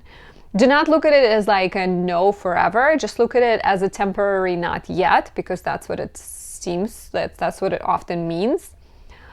But also there is like an invitation with Mars and Saturn in your 3rd house to really take ownership of what's important to you, of who you want to be, of what you want to share. And so if you're dealing with some frustrations and things are not going your way really fast, perhaps there is an opportunity to slow down, to come up with a strategy, to, lay it all out, to put things on the paper. Because for many of you, there is this pull to do things professionally right now, maybe, or even personally, like live in the place that you feel happy in, where you can explore your skills and make new connections, or to do work that uses your knowledge to the best of your ability, that maybe serves other people and helps other people. So still a lot of focus on your fourth house of home, family, and living situation with a whole bunch of planets in Aries. Mercury goes retrograde at the start of the month, April 1st until April 25th. And you are redoing some work in the home. You are addressing old kind of situations. You're maybe moving in even somewhere back to you where you once lived, or back to a house you saw a while back, but you didn't get it at the time. So there's like a lot of a need to revisit, reconsider, redo some work in the home. Venus is also here between April 5th and 29th, and you have more desire to sort of fine-tune, improve, make adjustments to your living situation and be in a place where you truly feel happy. And then, of course, we have a solar eclipse in Aries on April 8th, and the eclipse conjoins Chiron and it conjoins Mercury retrograde. So it has both the element of like pain, vulnerability, and it also has the element of new beginnings. So to me, this reads as something needs to be said. Like you need to talk to you feel like you really sort of want to tell your parent how you feel. And if they're old and you don't want to tell them, and maybe they're, fragile, and you feel like it's going to hurt them or something, maybe it's about writing it down. It's about sort of tapping into the pain within you and acknowledging it and like releasing it, right? Because the retrograde makes me feel like it's something from the past. Or a conversation about the past, and Chiron definitely has that healing element. So addressing the childhood wound makes you move past it. by like Sagittarius, I start to lose my voice, so please be patient with me. I definitely should start going backwards one day, so with you Capricorn guys, I'll be like fresh and still have my voice. So do not hesitate to say goodbye to an old house, to say goodbye to an old wound, because in the process you can very much open space for new beginnings. From April 19th, when the Sun enters Taurus, and then on the 29th of April, Venus enters Taurus, there is a lot of focus on Taurus, your fifth house. And this is beautiful for dating. This is beautiful for creativity, for connecting with children, for being more playful. One of my favorite transits this year happens this month on April 20th, and that is Jupiter Uranus conjunction, which is a once in 13 years transit. And it brings unique opportunities. It brings sudden developments, surprises connected to love, creativity, and children. You've been single all of your life, you meet someone and you start a beautiful romance. Or you get pregnant. Or you sell a book and you get a book deal. So a lot of sort of fertile, exciting opportunities. And your thoughts really matter at this time. So try to think happy thoughts and try to manifest your true desires, because it's really quite possible at this time. And there's so much focus on Taurus all the way into the first 3 weeks of May. So there's still a lot of opportunities to plant happy seeds. And for some of you, it could be about love. For others, it could be about, becoming a teacher, becoming a spiritual guide or something like that. And then on April 23rd, we get the full moon in Scorpio, your 11th house, which is a completion of the chapter started in November 2023 with a new moon in Scorpio.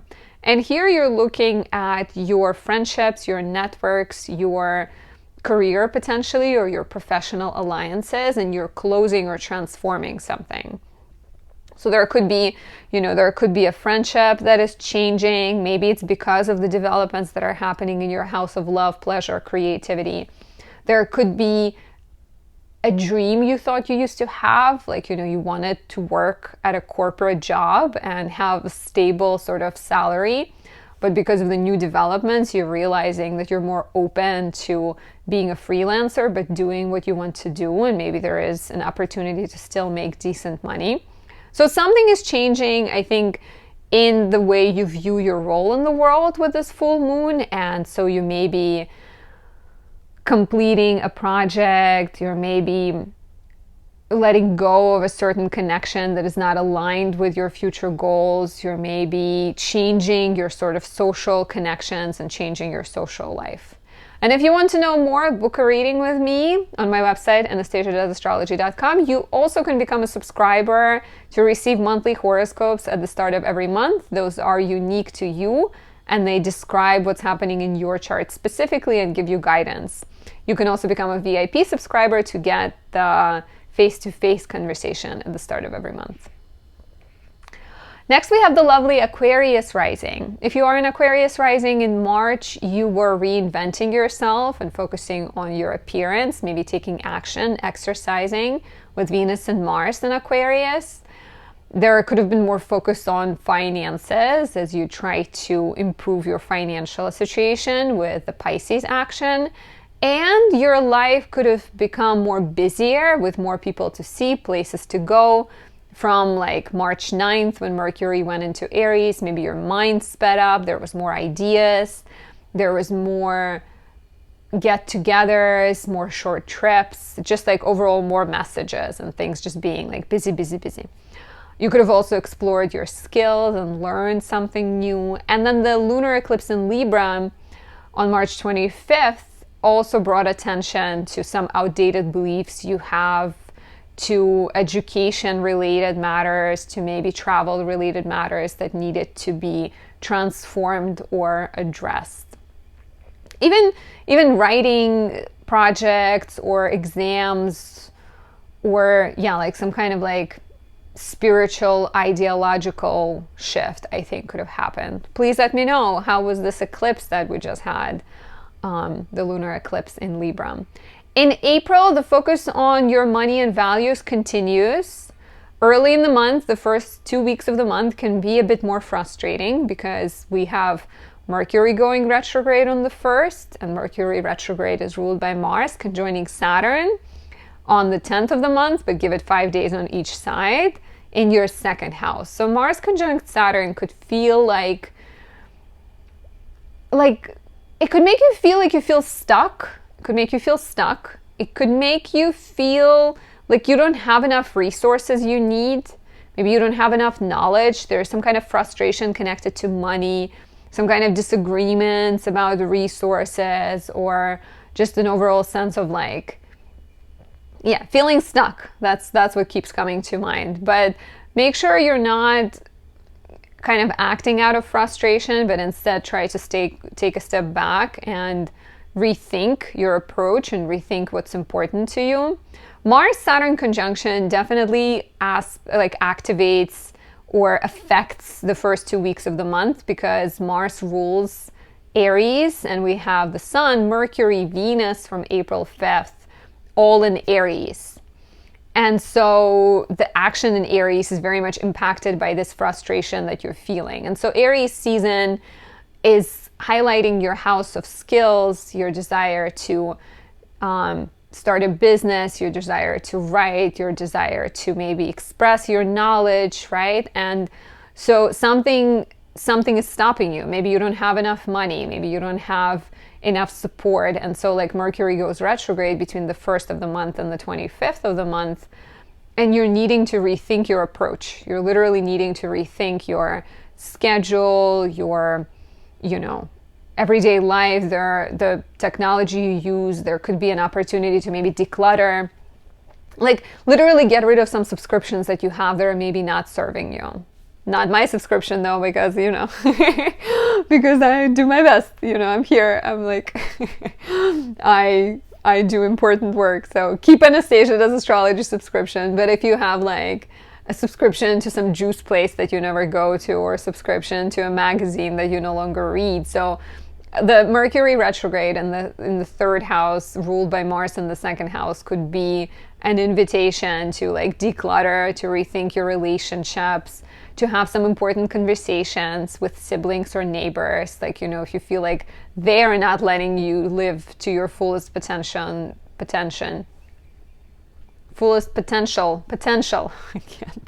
I can't speak. Maybe you need to address things. Maybe you need to bring things up to the surface, right? And then of course we get this solar eclipse on April 8th And the solar eclipse conjoins Mercury retrograde, and it conjoins Chiron. And it's happening in your third house, which is very much like painful, honest conversations.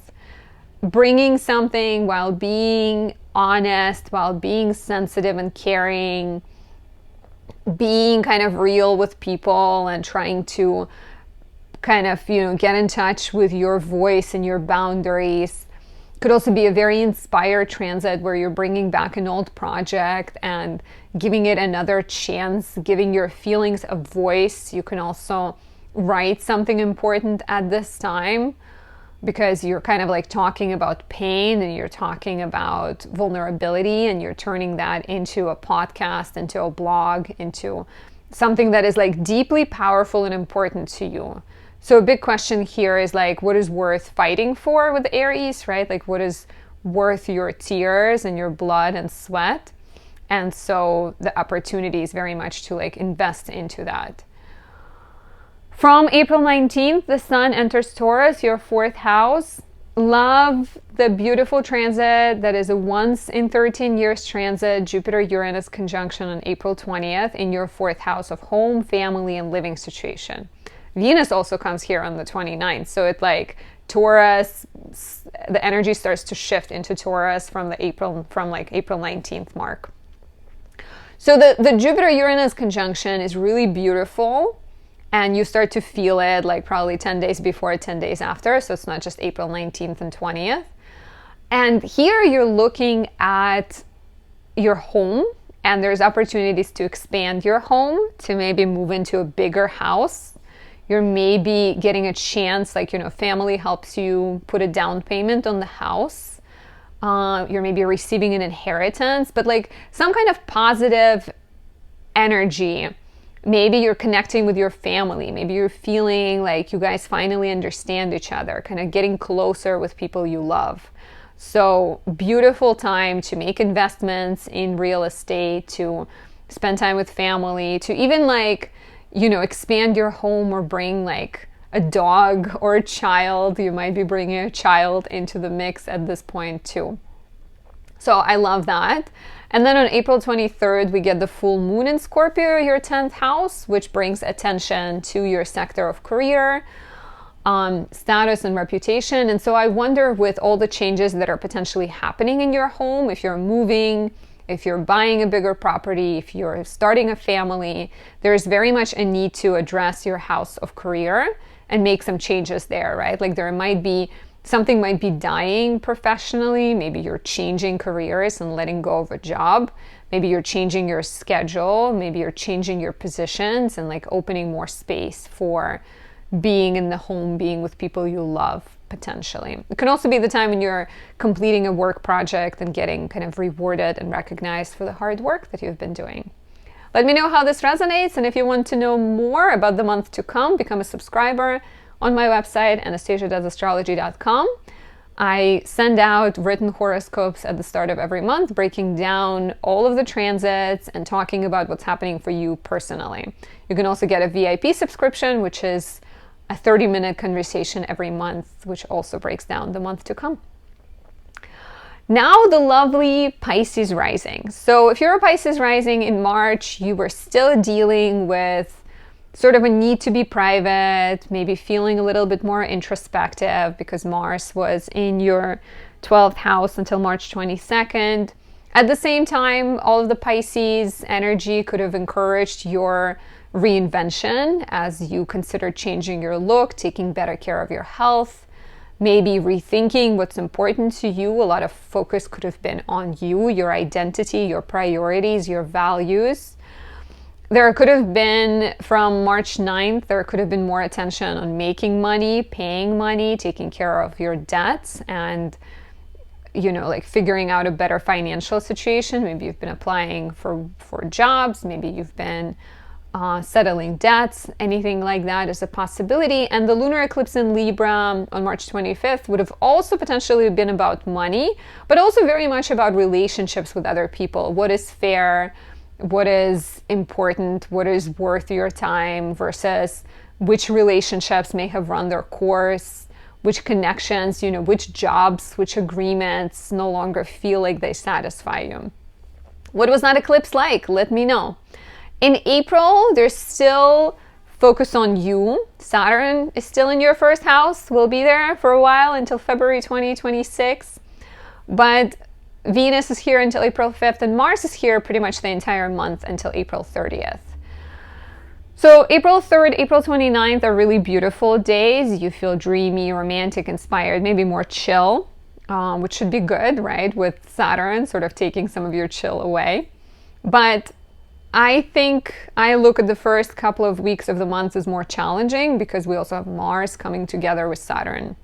And in traditional astrology, both of those are malefics. Mars represents separation and sort of cutting things and challenging days, let's say, and Saturn represents more challenging sort of months, right? It's like, I love Saturn. I think people who make Saturn into a bad guy don't fully understand the nature of Saturn, but like they're both connected to difficult experiences, right? Like Saturn will be limitations of old age, of sickness, and Mars will be separation and things like that. So when the two come together, you feel a sense of frustration. You feel there are some delays. You feel like maybe you're struggling to manage things. Maybe someone is provoking you potentially too, and someone is like igniting your anger and your frustration. So it could be very difficult on a personal level to kind of get things right and find inner peace. So try to stay patient. This is exact on April 10th, but I think it lasts between like April 5th and April 15th. So it takes a minute to dissipate. So you gotta be extra intentional and really good at taking care of yourself. What this transit is good is for working on things with determination, maybe working in solitude, for starting sort of personal health and wellness routines, for starting to exercise, for building some kind of agenda for yourself. All of that would be great. But this energy is so important because it rules Mercury going retrograde on April 1st and until April 25th. It also rules the solar eclipse in Aries on April 8th. It rules Venus being here between April 5th and April 29th. So everything is about you, right? It's like you are the star of April together with Libra and Aries and Capricorn and Cancer, all of our cardinal signs. But it's like really important period for you. And so Aries being active all month and Mercury going retrograde between the 1st and the 25th of the month is suggesting that you are needing to examine how you're spending your money. Are you being a friend to yourself? Are you spending money in healthy ways? You are needing to be more careful with resources because Mercury retrograde can bring up bills that you forgot to pay or some kind of sudden financial requirement or sudden sort of situation that you need to address. So be mindful. Do not make big purchases at this time. It's also very much, I think, about your priorities and about figuring out how you can take care of all the duties you have, but not forget to take care of yourself because it's Aries. And when you have Aries in the second house, you gotta learn how to value yourself if that's something that maybe you're struggling with. So very much rethinking your finances, but also rethinking your self-worth, rethinking your value, rethinking how you can have more financial stability. The solar eclipse in Aries on April 8th conjoins Chiron and Mercury retrograde, so it could be the time when you are addressing certain insecurities connected to money.